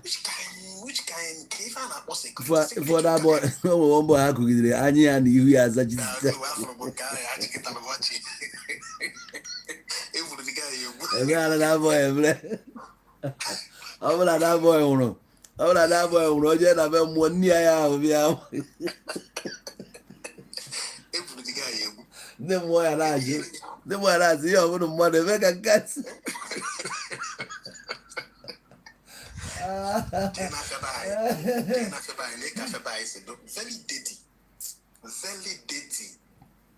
O nwere afịa. Ọ ya bụ na enwe discipline na ọ gọọmenti ga-eteki the initiative. Ọ gọọmenti ga-ebido ya. Ịghọtago? Ebido n'ụmụazị kụzibegodoro ndị a nọ na primary school kịta ka e wee correct nwa ohe echi. Ọ ma anyị nwa nke anyị agago. Anyị anago n'iyi. Anyị ebido n'ụmụazị a nọ na primary na nursery kụzibere ha irie ihe ga-atụfukwenye ya atụfu. Ịghọtago? Efe ụmụazị ekwesịghị na-ekụziri ihe a na-akụziri ha n'ụlọ akwụkwọ ọ bụ Bible knowledge ka esi speak in tongue. Obere nwata. Kedu ife a na-asụ ife a? Kedu ife ị na-emele fasting? Kedu ife ị na-eburu ọnụ? Imecha fasting. I am manufacture plan. Kedu ife ị na-eburu ọnụ? Kedu ife ị na-eburu ọnụ? Kedu ife ị na-atara anụ ahụ ga-afụ? Mmadụ nọ ebe a na-awọrị ndị oyi esi maka isi bịa. Kedu ife ị na-awọrị dị ebe ihe ede na-enwụọ? Akwụgheribe. Kedu ife ị na-awọrị dị ebe ihe ede na-enwụọ? Mbọsị ka one inspiration batara n'isi mgbe i kwuru maka Adam ka m bịarụta detin. Adam asị nọ 930 years and onweghị onye mụrụ ya nụ. Amụrụ ya asanatọ. Amụrụ ya asanatọ. Kedu mgbe ebidozi kaụntụ bazi eji? A na-akaụntụ ya eji na kedu mgbe ebido kaụntụ ba eji Adam? Ọ bụ ndị jire na Genesis gwa gị na the first day na God created nke a, the second day na the third day ka ọ ka created anyanwụ. Ka e kisi marazie nke bụ day. Ọrụ anyanwụ na abụọ daa agụọ first day. Ndị be anyị dị confused. Onwe anyị enwere sense na-eje ụka. N'ife Israel na Iran na-agba. N'ife Israel na Iran na-agba. Onwere God. My brother, I know very far. I ebido belo. You never start. A na-ekwu na mmadụ pụta lụọ soro udo ụlọ n'ilo. Maka m na-ekwu maka gọvanọ m ọlụ dịla a na-akọrọ ya aka. A na-asị n'ọlụ atụ egwu. Kedu ife mụnwa na-akọrọ ya aka? Ije na-ekwulu ọbịa nke ọ rụrụ ụbọchị a briji ahụ ije n'akụkụ ya na-apachisi ụzọ ahụ apachi kịta ụzọ ọ sị na 20 years ịpụta na head bridge Ọnịcha na-eje main market a na-apachị ụzọ ahụ apachị ụzọ arụ 3 years ago isi na-ebu ọrụ atụ egwu na-ebu ọrụ gịnị ka ị rụpụtagoro ka anyị fụ ihe ị rụrụ anya sịsọ that government house a na government house a na that fun park ka ọ gịnị ka a na-akpọ ya ọgwụna nwe ihe ọzọ ihe apụtara na mbra fụ na ihe Soludo rụrụ after 4 years sịsọ ụzọ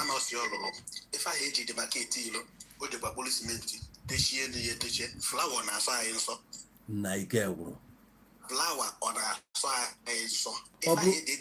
ọ bụrụ na gọọmenti enwere ego ọ ga-eji wee gote flowers ịgwazia ndị obodo na specification this particular flower na-echọrọ onye ọbụla kụọ ya 1 n'irube ya every street ka ọ dị uniform not this one ka a chọrọ ndị a na-ele flower erie nri ya na ebe Asaba the only place malụ mma na Asaba bụ Okpanam Road due to na Mungo Park kụrụ mango mgbe nwa 100 years ago mana ịpụtazie na Asaba kịta egbusisie na mango a due to na ọka na nka na-abụ ikuku ọkwatuo onye ewee gbusisie ya ịpụtazie ebe niile atọgbọrọzi ọmaazi mma ọtọzi ụtọ n'anya enwere ọzọ etinye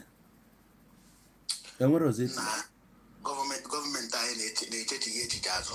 They are not even thinking tomorrow. They are just check the kind of people nọ si na gọọmenti ya ifu na ha bụ ndị ike gwugoro na-enwe ihe ama ndị ike gwụrụ oge Soludo na-abịa ya na-eche na asị onye nkụzi ọ bụ prọfesọ na o nwere ihe ga-adị iche esokwa m na-ekwunyere ya mgbe ahụ che na onye a na ọ dịtụ yọng na ọ ya amụ ya ihe ọ nwere ike ime ọ bịa kwe nkwa Dubai Taiwan rie ya ọrụ ọ banyezie di ya hapụzie Dubai ka anyị n'anya Taiwan ọ bụrụkwuo na ọ bụrụgodo ụra kasị ma hapụ Dubai ma ọ chaja nke ọ bụrụ chaja nye anyị hapụ Dubai n'ihe emere ihe dị na Dubai ọjụ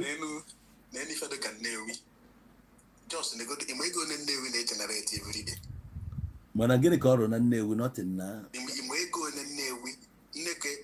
nneke ebe a na-ele ihe gbasara ụlọ buildings ife nneke ebe ahụ ya ọ na-ejenerate ego na esi na nkwa aga na m ebe ahụ saịdị mgbe agbata ụzọ anyị bataba n'ime na-eme ka ebe apụta saịdị bank road a n'ime ego n'ebe a na-ejenerate emeride kpụkọrịta ndị agbụrụ kpochiche elu n'ala bụrụ aka odo onye pụpụta iwere ife oisi kuchicha ya ụgwọ onye ahụ ma ngazi ije dị which kind punishment ịdị mmadụ dị ihe nka anyị ga-enwere ya ndidi ọ fọrọ ya 3 years 3 years time ọpụta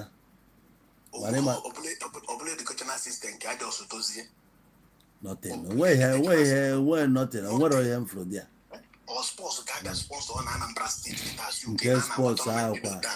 nke sports ahụ kwa nche na oye nna adị m disappointed I won't lie you ife sports o nwere ife nna my brother ọ na-eme mpụtacha n'ilo like on Saturday nche gbọsọ like this mpụtachafụ ebe ụmụazị a na-alụrụ ha ana ka nkụnụ baya anyị nwere anụ a na-alụrụ ụmụazị ebe ụmụazị na-agba bọọlụ that is the biggest smallest ejide ụta anụnwa na-agba ebe ejide ụta na-agba ebe ụmụazị ebido na nwata ibi ebe a na-abịa tenis the same thing ibi ebe a na-abịa volleyball the same thing ụmụazị a na-eji ụdị talent Olympics ka ọ na-abụ eje like this enwere many things a ga na-eme ya afụ ndị Nigeria n'ime ya we no go dey there gymnastics anyị anọghọ ya judo anyị anọghọ ya many things a na-eme nwe nke ya afụ onye Nigeria ya afọ mara na onye Nigeria ọ na-represent another country ihe niile na World Cup a gbalụ mbọsị ya ndị France gbalụ ọ nneke ndị Afrịka jụrụ ebe ahụ mana ya pụta anyị abịanụ ọ ndị Afrịka jụrụ dị ije na every country ya afụrịrị onye Nigeria onye Igbo na-represent ebe ahụ ebere echi onye Igbo o nwere one small boy na-agbalụ Barcelona bọọlụ kịta ọ nọ fida team ha I think somebody just a type one on TikTok, the youngest black boy playing football in La Masia. Now highest Onyibo. Onyibo, Onyoji. And I hate cook pancake, they cook put up a property. Can you feel governors I name it? I didn't know, man. I ain't have a field or town one. Oh, as I need to with their talents. During time, working to Gabelos, you by a woman and a man, I idea now. And I mean, I do it can non Anambra State, only a very town, only a Bokwa battle. And I want a government. Government so carry about develop will I government go they go make a develop over. They go make Anambra State apart from my location and they with Anambra State. They go taxing even those don't tax and Anambra State. So you do the Anambra State or would buy Taiwan. When catch you, man. The container and I walk with it and never a video on our furniture. It never corner and disease evening. Never 1 year upon any foot in Nanko Banero. Oh, no, dear. I remember getting. Upusia enu mama. Upusia. O memega dene ko jema ba. Bona akwefa kan to no be serious. Ani ko chole punish ya. Makana wa meche sita to. Bona akwefa kan to no be serious. I don't know memega dene ko just me ali. That's my own memega dene. Okay, bro. I want the was don't do no believe by no canon. It is not God has it. Let there be light, and there is light. On I want that so light and so. Look at the useless. Look at you. And Jenny na about shot can buy you. About Jichi. Atokan de buy. I had a duty come mad. Even in a ally spiritual, even in a ally spiritual. No, we bo Ezoku one nege program that one last Chideke Picodo. Or number key would sense it. If we know when a quitter, or full governor will go to the sense. Sense not far from them. Oh, full governor will go to the sense, yeah. Macom way for Dave Umaya number Sano and before the mother Nakoriaka. Nasi, get if I'm a colonia as you declare highway, name the contract. Is your name the ego Nagnab, Kenyaronaka, and Nakoriaka? And the project I think I'll be a good area. What do you go to area? Get if you're not coloniaka? You only deserve a cane Nakoria. Yeah, clear more on 2026. Now 2026, Kakani Moko, Emilo. Na 2026 Kakani. What's the name now in Nigeria? When you hear Jalozan and import, what about ever? 2026 Kakani. Clota and Alona buy. You need Jariabo, local material. And one gay grego, Nilo, Bubati ever. So I was saying the cheap. He construct those equations we have marriage and what granite, more cheapest, and a Guiana buy ever. I will you. Aja Jaloza, Naba ever. One I know very far. And before more a little, only 1 night whatever on Emperor Warfare on a demo what brought church in your gullible talk. That was it. For bringing God in church. For bringing church, God and church in this matter. Anything you are saying is nonsensical, not okay. This kind of person, why the mother can't like it? I don't like it, comment to go from and they no, make the video, you comment here. My baby, I'm going to be Zagon, or only wasted spam. Oh, you're not going to mother, no, I'm not going to lie you. So, what you no car, na God day and I mention, I want God and I wait out. Even the show no car, na God day and I contribute to almost 900%. Problem one a person in Nigeria, tata no man. You don't believe me. Yeah, I believe him. Jeno Bodoni not the world developed. Kedonia Kanaka Cafe and Ako. kedu onye na-akọ akụkọ ya na-akọ ana m ajụ mmadụ mbọsị anụ nwa na-asị m na onye ọbụla bụ ekwenyeghị na Kraịst ga-eji ọkụ mmụọ wee si ya oke Muslim nkọ ọ sị na Muslim niile na enigwe ahụ maka ha ntị na enu mentality mmadụ just look at somebody's mentality. Look at somebody's mentality. Look at somebody's mentality. I had it one man. Which I need no Bible, which I need no God, which I need no God. What you have actually make it here and it Jesus. Jesus. You know,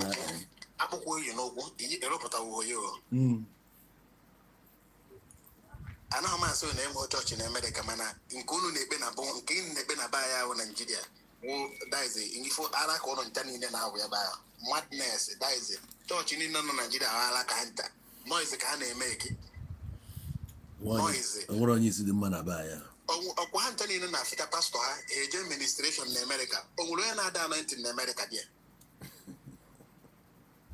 mana eziokwu na ọkwa ebuka obi jelu Italy Mbosa, if I'm not mistaken, or Portugal or something. Mmadụ na-edalụ. O nwere onye dara ebe ahụ ịfụrụ kịta kamera buru. Kamera bụ nwanne ọma nna. Kamera bute mmadụ na nwata na ebe ahụ ịfụrụ nwanne ọma nna ọ ya akọwa ife ahụ ọfụma. Exactly. Ihe nna agba ahụ ada m asịrị gị asị. Ebube mmụọ nsọ jere America, I think ọ dọ nke ọka na America. Ọ ga-ebe ndị na-awụ ya ala na-ada n'ala, kamera dị eje that place. When the camera did that place there for when before seeing that board I lead to police are no idea. And I call go no one about digital and I call you don't analog or daughter than analog and I can't another thing. I can't another thing. Oh, Naka Madi by 18 seat and Lagos and I'm east. In no idea, mother so in a tie and if on a buy a go or so go by the grace of God, na east. Get the mentality the hand. Tie if on a tie go. You have to change the tire. You cannot say can believe na grace you put in even na the driver ga na-agbakwa ọnwụ ndụ ndị nọ na moto agbachite ya nkịtị gbakpa onwe aya akwụsịnwu the driver chie ezigbo warning onwere moto ifuru n'Europe bụ stika asị no man of God ije moto na bụ stika na obodo oyibo bụ pastor onye Nigeria dị fa yes onye ahụ anụmanụ ndị ụka bara isi na Nigeria onye esipida dị ha ifuru ọgọlọ ndụ ya afịa mbọnye agbawu afịa anya azụ akwụkwọ nye nweta nothing if you believe zuru na God ya emere ife ahụ mmadụ na-eme nwe orie ya na-eme export Nigeria bụ church nwanne m good evening Marcelo Alpha Udori na eziokwu ka ngwa go ị na-enyere anyị aka mgbe ọbụla m jechara ọrụ bata na ama laikarị ige your live ọbụgo na m anọrọ mgbe mecha nje na Facebook gagharịa ya na ọ na-enye mgbe ọ na-abịa odo my side ndị a ma akpọkwa mmechakwa na-echigharịa my friends si ya na kos ihe njiwela ike ga ọ bụrụ mata ọfụ ịbịa fe mmadụ insense no ịdị too real and if our people ga-ebend down na-ekwu ihe ka o si wee dị I will be very happy. Ụdị mmadụ gị ọ bụrụ na many people nwee platform ga-apụta na-akọwa something n'osu wee dị in fact ịdị real nke nta ha si na so na mmadụ na-eche uche this way. For instance enwe ihe anyị na-akpagbu ihe before my brother wee react maka nwanne anyị nwoke kwuru maka church eme church. For me not onye if you want to believe in church nwere ihe m for the church mere anyị because ndị ọcha anụ anyị na-ene anya ha kpechaa church wee mechaa wee move kwa on with their life and olu ị na-ekwukwu ya na ọnwa mgbe ọ ga-eme ka ike agwụ anyị ịghọtago so ike agwụgo ya bụ ama m na ndị aya dị anyị n'ime na anyị achọba ịpụta n'ime ya o nwere ndị onye uche ya dị ya ihe na-ejere chọọchị ndị onwere fada ọbụla ọ pastọ ọbụla na mgbe anyị kpere chọọchị ihe chọọchị gwara anyị bụ ịga na chọọchị and ihe agha Kraịst ya ka makwa Kraịst kwuru ịga na chọọchị kpecharụ Chineke ga-eme gịnị ije gbaba mbọ mana n'ụwa kịta ọ bụghị ndị chọọchị nke a na gbasara ọrụ m nọ anyị nwa bụ human being ka ọ dịrị ije gbaba mbọ hapụ those things. Ihe ma bụ na chọọchị n'ọnọdụ ka okpukpe mmadụ n'onwe ya. For instance, na mmadụ ị na-aga ọfọ, you believe in buying, ya bụ na otu onye ịga ọfọ ọrụ na onye ikwenyekwa na chọọchị otu ije chọọchị nke gị mee gịnị, you move on with your life. Mana ị ga-afụ ndị mmadụ na nwere onye chi ije gba mbọ ebe ọ nọ na chọọchị from morning till night na ọ chọ ka Chineke sinye eluigwe wee mee gịnị bịa nye bread. It doesn't happen again. It will not happen. Na akwụkwọ nsọ si gị mee gịnị nọọ na ihe ịrụta aka gị ga-esi were gịnị ga-eri. Ihe ịrụtara aka gị ka ị ga-eri, ọ bụrụ nwere onye ga-enwe, nobody is anywhere to give it to you. So for me, belong to Caesar, and to God what belongs to God. Ihe Chineke nke ime gịnị ijekwara onwe gị mbọ, and onwere onye ọbụla gbara mbọ n'ụwa anụnwa ọ dịrị abịara ihe ọma adịrị abịara. Onwere ọ bụrụ chọọchị ga-enye gị blessing. Ihe na-eme na gọọmenti anyị today ọ bụrụ chọọchị hapụ ihe chọọchị niile ahụ juru Naijiria gịnị na-eme na anyị nwa ga-edozi ebe anyị. If we say enough is enough, ihe niile ahụ anyị na-afụ n'obodo oyibo, we can do it in our place. Mana maka na ndị be anyị ya dịbe ready to move on. Anyị si kịta na anyị mgbe ndị South mba eziokwu mgbe ikwuchaghị ihe niile mụnwa ikwukwa bụ repeat ihe niile ikwuru everything na ndị South Africa gbalị ha si anyị edozi ebe anyị. In fact, ọ bụrụ na a ga-edipọt anyị nche n'ihe nọ na different part of the world, anyị dejedozi ebe anyị dị messed up. Anyị mechaa anya na-ekwu okwu na ụka mee gị nke for me o nwere ihe ụka mere anyị, we can do it on ourselves. And n'okwu ya ka nwanne anyị nwoke Peter Obi na-ekwu, nwanne anyị nwoke Peter Obi, ọ bụrụ na anyị na-ege Peter Obi ntị, ihe ọ na-ekwu bụ gịnị, that na we should come back and repair our own. And anyị mere o ji apụtara mgbe ọbụla efi ọbịa si na ọ na-azọkwa again. Because na be anyị ga-adị mma ma anyị si na gịnị na anyị chọrọ ka ọ dị mma. So ihe ahụ anyị na-afụ n'obodo oyibo na-eme ọnwekwu ya mfe ụlọ dị ya, and they will not be happy na ha dị happy na anyị nọ n'ihe na-eme anyị today. Ha chọrọ ka hapụ anyị aka, anyị ndị be anyị achọrọ ma we keep on anyị na-efe ha incense ndị ọcha nke a mere nke ga-esi ọsọ. Mana anyị nwa Chineke negodi onwe ndị ka anyị agba bọọlụ iritenso bọọlụ kịta arọpụta ụmụ Igbo kịta na-agba bọọlụ na nwa onwe ndị ga-ama nwa anyị aka. Mana ka ebe anyị na ya bịa anyị ga-awọd kọp ndị a ka anyị mma ọdụ ụka bịa echi uzukwu ndị na-agba bọọlụ. Ihe a bụ human being anyị, obodo anyị ahatago, obodo anyị tiri eti, that is ọ na-afụ m ụfụ. In fact every sector niile tiri eti, and ọ dịrọ mma na ọ bụrụ na anyị ga-esi iti ọpụsị nna bido na local gọọmenti gị. Ụbọchị na-agwa ndị mmadụ na TikTok one place mbata, bido na local gọọmenti gị, chaba local gọọmenti gị ọkụ, local gọọmenti chairman gị chaba ihe ọkụ. Ọ bụrụ Tinubu chaba local gọọmenti chairman gị ọkụ. Ọ bụrụ na ọ bụ ka ọ mara na he is there to represent the people on that local government. If he's not fit, let him resign. Ka mara na the local government can resign na a na-acha ha ọkụ. Ebido ebe a ụjọ abanye ndị onye ọbụla pik fọm na ọ na-aga na ijezi ọchịchị ọfụ na a ga-achapụ ya ọkụ na ndị mmadụ ga-abịa ata ka ọgba ọsọ. Mana anyị pụta anyị fụ lokal gọọmenti asị mmadụ onwe ya gbasara lokal gọọmenti nọ ndị nọ na Abuja na kontrol lokal gọọmenti ori emebi onye a ga-ebido na lokal gọọmenti a mebibe wee na-agbago na steeti from there to federal. Obodo a na-ahasa mana anyị onye owucharụ nke ya ọkụ nke ya si tie ọb other people anyị si tie ọb chaba lokal gọọmenti chairman anyị ọkụ. Ọ bụrụgoro one naira allocation ka ị na-enweta ka anyị fi ya account for it. Onye ọbụla achaba ọkụ everywhere dị mma. Mana anyị pụtara sị na Tinubu ihe niile Tinubu enye gị opportunity ka ị nọ ebe a Tinubu nọ. In fact ị ga-ere Nigeria n'abalị. Even our senators. Ka m point out ebe like ịlụtara aka gbasara ndị ụka ma ọ ntụ anyị si eme ha attack or something. To me chọọchị kịta abụlọ chọọchị mgbe ahụ ndị kịta anụ ma ha na-edistọbụ anyị ọ dị bandit nọ na pulpit ya ka anyị na-eme attack. You are not attacking the church. We are attacking those people who Jesus church are in business because every Sunday they corrupt the mindset of people there. and they put fear inside them not to leave that church. Do you see if labor is abata? Adam has said, you know, Malefoka, or Kaduchan Europe. Man, oh, name will chance in that place. Only Malef and a dear. Nabaga is you. If I na channel this energy, pastors and I gather people around there, confusing them from Genesis to Revelation, from January to December. How many years I can I go that? How many years I can I go? How make a dota? Yamakombo Melu, Emakombo Janatori, Emakombo Melu confirm, Emakom only look at my email and a wedding. I can I go the same thing from Genesis to Revelation. I can repeat it the same word. No improvement. In take 1,000 others, I got the 10. I acquire my canante. She connect here no. And I buzz you now so as to say no, bra bra bra bra bra. In a kedi hena patugi, poverty in a negun so, government a lapatanagi, another halisi. Anna about Capatana the 10. Is in Namma, Nam is also I go to see you. Oh no, I go to see you.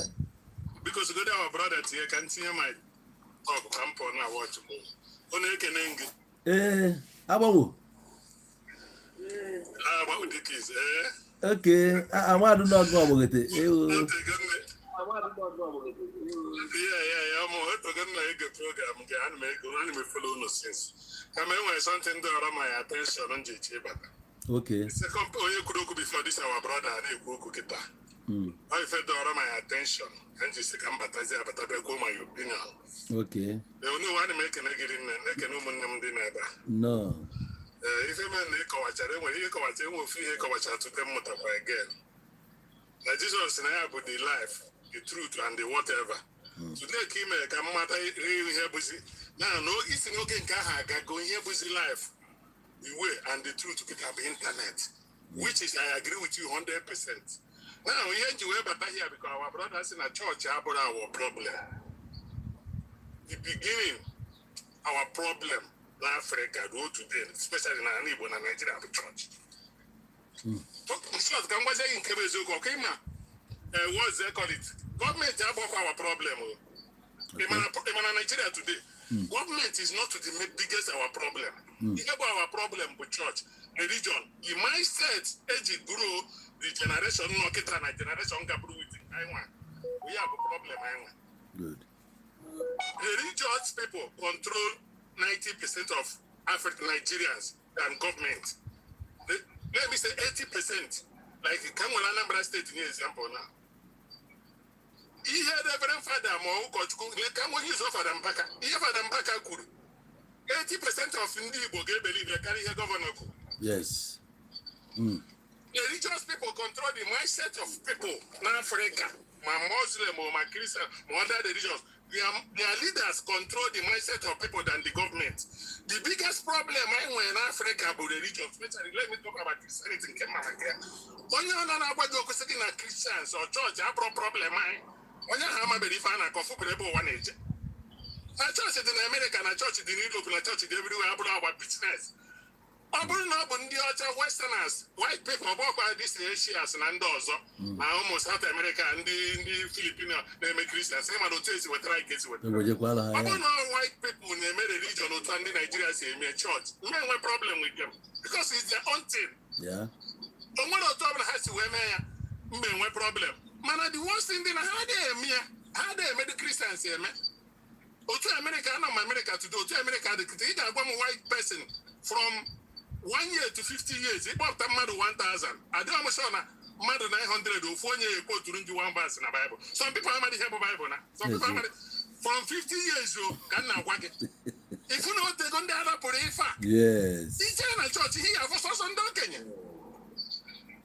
Christianity changing mentality. I got for government. Today. Apart from Christianity, government. What do you government? And the problem now, my mindset is this is our brothers say go get it for God say go. And I was thinking up a church. That's me say, I'm again and make church or that against you. If I'm again to go to fight government now. And they make it all what I tell na government abonya Catholic, young boy Catholic. Say na I want to go to Catholic. I say no. One brother church about a problem. But all that church changing your mindset.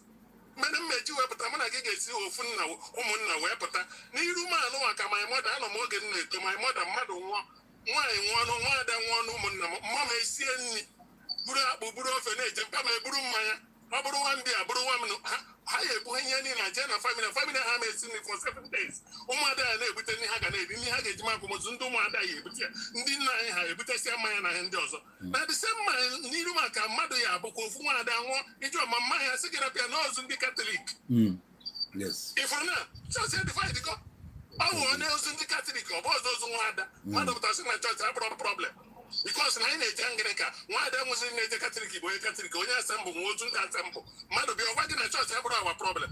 Church is the biggest problem. Ịmọkwa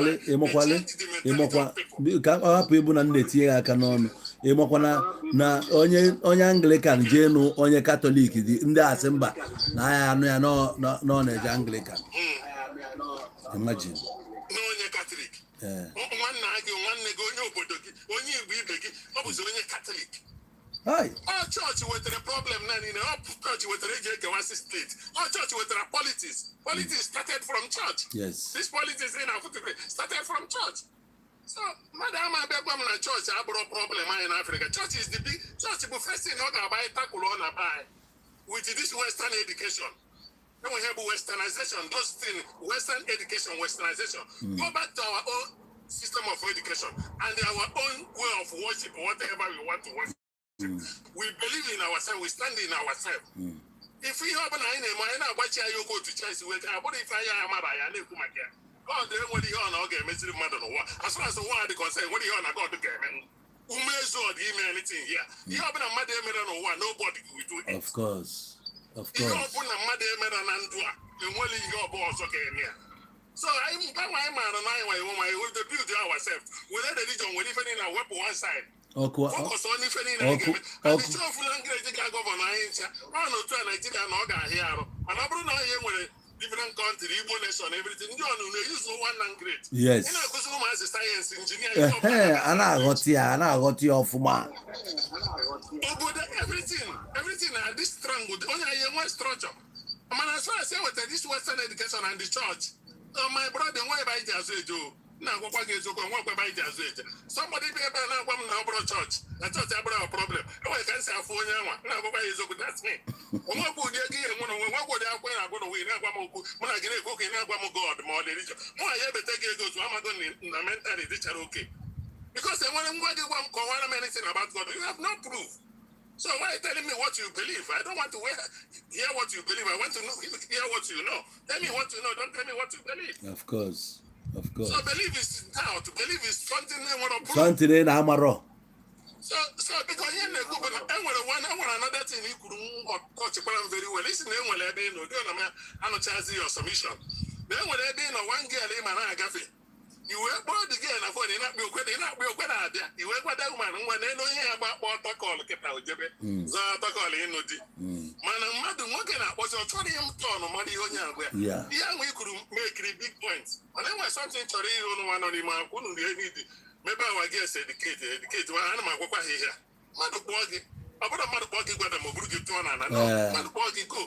Yeah. I got money on a bog, feel like Christian sorry. Then we'll be a government money name working on food, one show interest in Naga. Nobody who knows us Sunday by an apple, anybody can call you. Money, the other one young coefficient to report. On some of yes, our buy how much I saw there. Exactly. I'm feeling it behind them, I see and then I'm like it because me boy. Just leave my mother saying like here. What's going on? Be a body house. Can never go. Oh, yeah, I can call her the thing. That's make it a big point. Tell me why buy. I bought a call about I'm looking for yeah. Oh, yeah, dead mentality. Thank you. One Thank you. Thank you. I'm reply, yeah, my brother.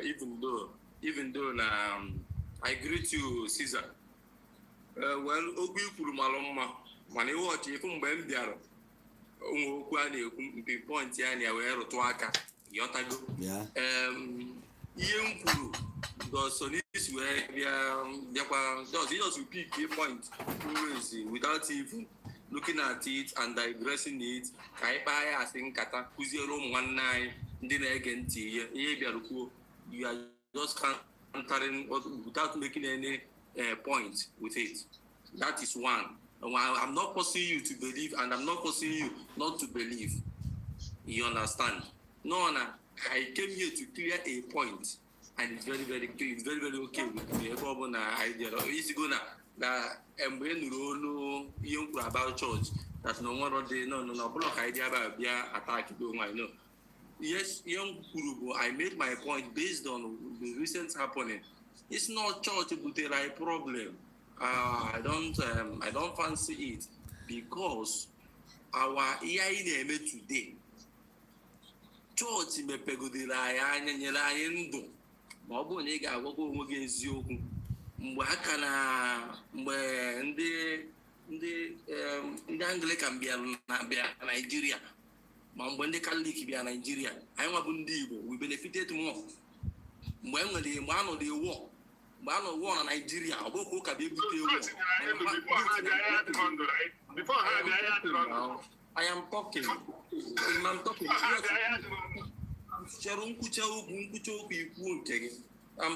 I just want your mic. So, Mbano Civil War in Nigeria, what happened? Our church believe. If you may talk about it. So we are not talking about church or this thing and church came. Men can contribute to. Now we carry on. Every case when I in the church near they opened up our minds to start to think and then discuss many things. Church near school and school to open up our mind and to start to think and ask ourselves some questions. And those questions are the MA we will put today that you have your eyes are go open.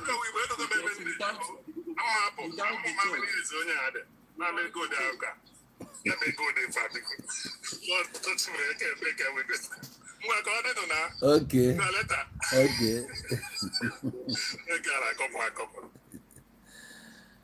Yeah, no, I actually come back to you.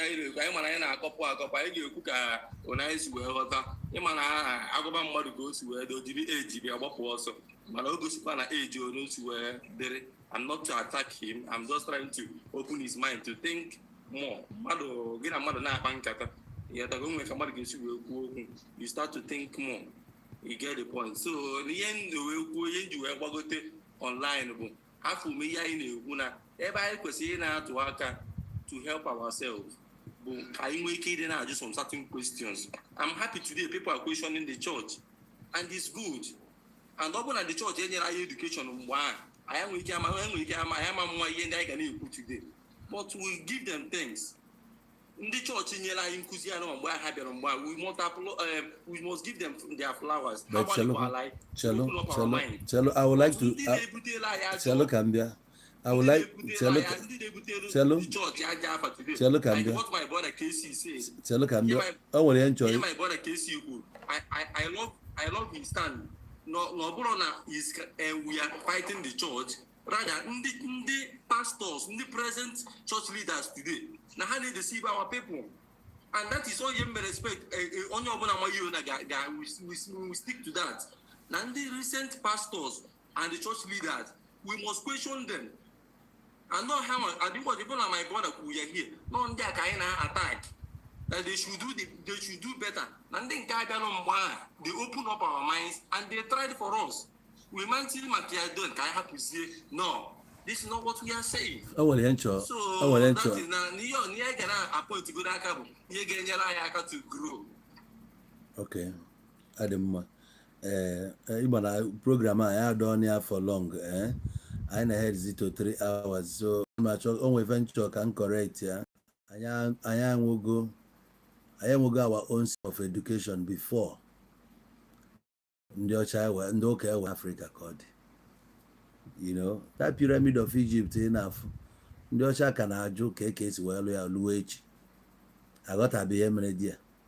So it all began here in Africa. When you talk about medicine, when you talk about mathematics, you talk about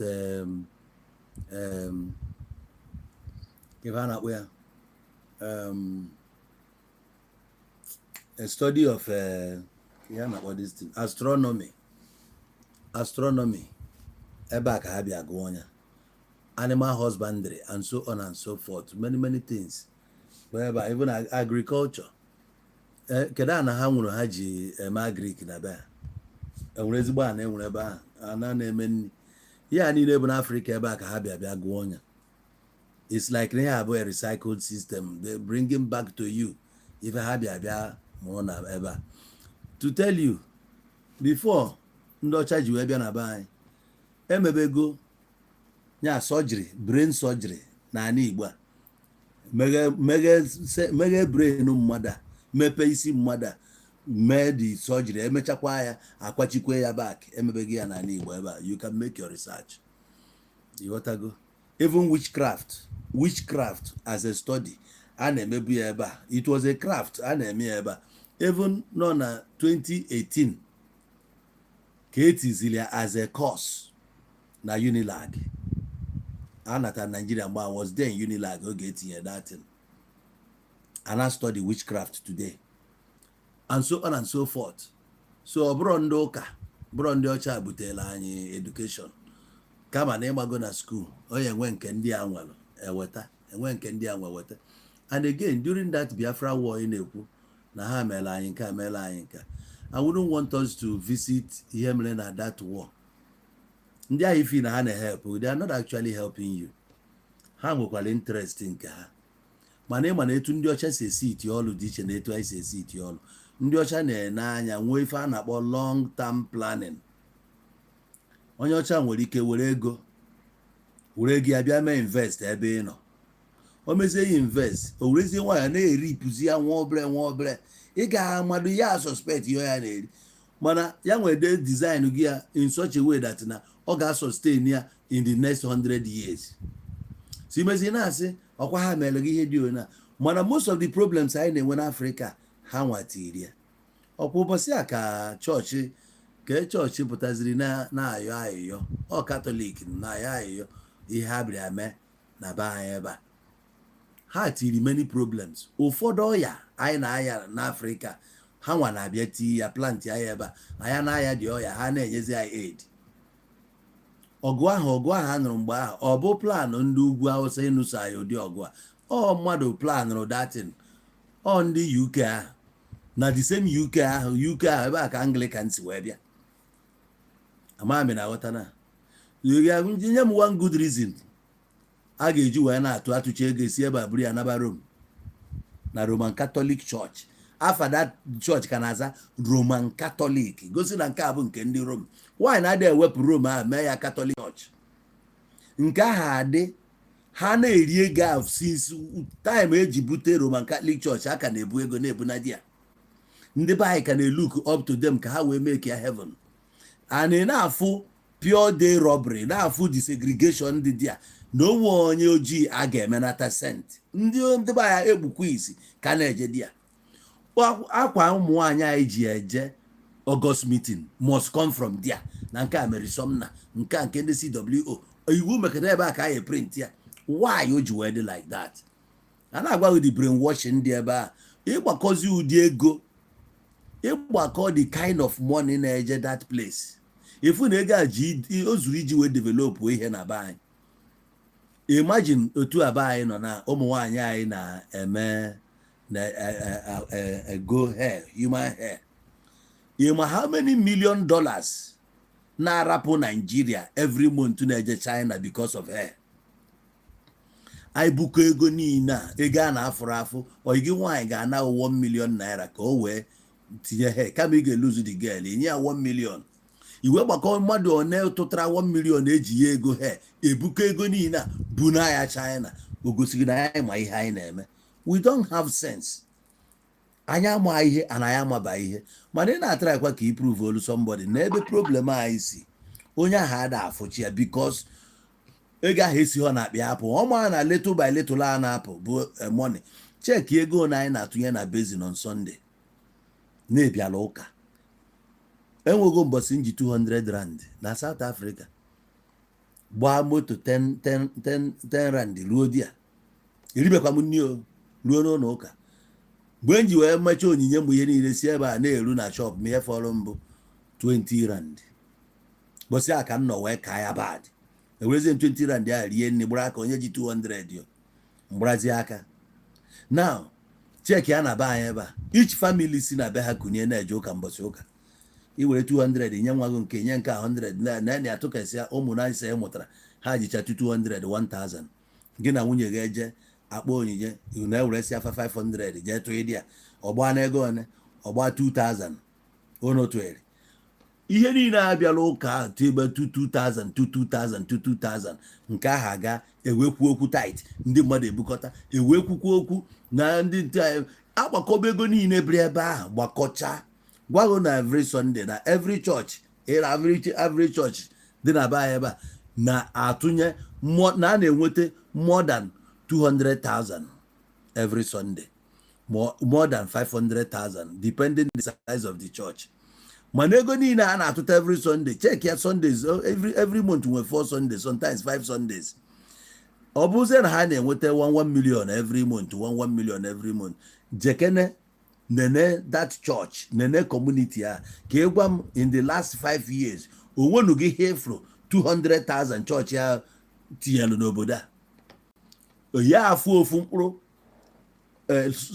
solar light ha tiri ga-enye community ọ gafeghara n'ime ụlọ ụka ha ihe afụ ya n'ilo ụzọ esi aba n'ụlọ ụka ha ga-emebi they no go come fix am ahapụ ya ka community bịa lụọ ya efu that na onweghị uru ihe abra na ihe a na-edre anyị that money kwesịrị ọ bụrụ na ihe ọ dị na akpa onye ọbụla o nwere mkpa ọ ya na-egbola anyị we go dey grow so that thing ekwesịrị ka scrap ọnya completely scrap ọnya bupụ ya ọdaba onwezi uru ọbara and my joy ana m ekwukwe my joy bụ that na as it stands today many people lose go interest there they don't go there anymore many churches in Afu today a na-enwezi poor turnout there church na-agbazi empty ndị nke ụfọdụ na-close sizi some places down a na-erentkwazi ya for offices ụmụ church one room a ha na-eclose down all because na ndị mmadụ na-efu nke onye eze Jizọs ọkwa ifu no close ona down onye eze gie close ona o jire ebe ngị ajire chabata wee kewekwa ọlụ ọzọ maka ekele ọlụ eke etu a ka ọ dị so many other churches a na-eclose ya down etu a ka esi na-eclose ya down na abroad ọ ga-emecha ndị mmadụ afụ datin ego ị ga-eji ga eri nri iwere ya jee nye ofu idiot ka na-agụ nwunye ndị mmadụ aka n'ike segodi abụ man of God iwere na-enye ya oje na-arụ hotel were si ebe a buru na-ala ka nkịta lakasara hiara ndị a you know so the whole truth na-apụta achọ ka anyị weta ya n'isi njedebe now ka m kene unu ncha niile for your contribution tonight. I'm happy and tomorrow I will still open up for everybody to come up and contribute to ihe na-enyegasị anyị nsogbu n'ogbe. Okay, so thank you ụmụnne m daalụ so ana m asị onye afọ taa na agafe echi ka Chineke meela anyị amara ka akara aka anyị ji bịa ụwa ka o nwee ike chakee ọ gazielu nwoke ya gazielu nwaanyị ngụ onye ji eko bụ ngụ ọma ya kwanarị ya onye na-azụ ahịa onye na-alụ ọrụ ma ndị na-agụ akwụkwọ mgbe ihe ọbụla anyị na-eme anyị ji achụta ego Chineke ekwekwana ka ihe mee ya ụkwụ akpọkwana anyị ụkwụ ga na-akpọ anyị ga-abụ ụkwụ ọma oku anyị ga na-aza abụ oku ego ihe akụ ihe enwe onye jebe ọ ga-ejelu onye naba ọ ga-analụ amụsụ mmadụ afụ n'anya ọkpọlụ mmadụ afụ n'anya agakata iru anachighaba azụ ọ ga-abụ pọshọn anyị ka Chineke nye anyị akọ na uche pụrụ iche ka anyị wee nwee ike na-eche echiche ọfụma wee na-achịkọta anyị gbuo n'aka ndị gbuo n'aka ekpe ka anyị gbute ife ọma mana agadi nwaanyị fụziri anyị maba ụkwụ karịkarị ya ji agba egwu a na be mmụọ ya gazie elu na anyị maka na ọ galụ mba chube mmiri ife ochuche ebu ogbu ugororo m ọlụ oyibo anyị je obodo dị iche iche anyị jere bụ ka anyị weta ihe ọma a ga-elu anyị aka anyị sịkwa na ọ dị n'elu ya daa naanị ka anyị welụ ọ danye n'ime ọfịa ya pụọ ome ka anyị fụ ya welụ ọ danye na mmiri ya segote ka anyị were ife ọma anyị maka na ọ ga-elu anyị aka Okechukwu nyere anyị ga-elu anyị aka ọkwụkwọ akwara ya mana onye sizi na ihe anyị na-eme ama aga nke ya ama aga a ga-anatakwu ya nke nye anyị. Akọ na uche pụrụ iche, nyanya mmụọ nyanya mmadụ afụkwana anyị ama ya. Onye ọnwụ anwụ na onye ofufu efu na ndụ mmiri ndụ azụ ndụ nwoke ndụ nwaanyị, anyị ga-adịnụ ka echi na echi ada agwụ agwụ. Chineke nyere anyị aka n'ihe anyị na-eme, nyere anyị aka n'ezinụlọ anyị, nyere adịghị ike anyị aka. Onye mmụọ ya dalụ mba ka atụte mmụọ ya ka ọ gbabekwa mbọ, na onye na-enwezi olileanya bụ onye nke ya gwụrụ agwụ. Anyị ama anọ mmadụ na-esi mmụọ. Anyị ga na-aga n'iru, maka ịga n'iru bụ ndụ, nnachighị azụ bụ ọnwụ. Anyị ama anachighị azụ, anyị ga na-aga na-agbago ihe ọbụla anyị na-eme, anyị ga-amata ya aka nzu. Dịka a na-aga ọfụ a n'ụtụtụ a sị m ya ma elu nwoke ma elu nwaanyị, ọ ga-agazili anyị n'olie, gaziele anyị n'afọ, gaziele anyị na nkwọ, gaziele anyị na eke, n'afịa na-anọ ụbọchị na-anọ. Ọfụ a ngọlụ taa, o nwero mmụọ ya agbaghị ya, o nwekwanụ mmadụ ya agbaghị ya. Mmụọ ọbụla ga-achọ ka ọ gbagha ya, ife na-egbu mmụọ ga-egbu ya. Mmadụ ọbụla sịkwanụ ka ọ gbagha ya, ife na-egbu mmadụ ga-egbu ya. Ọ ga-adịrị na ya otu a, n'afa ndị elu na ndị ala. Ise ọgazigbo. Daalụ.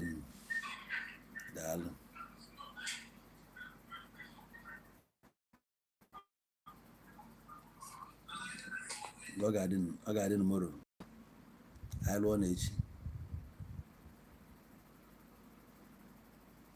Sure, nwanne m.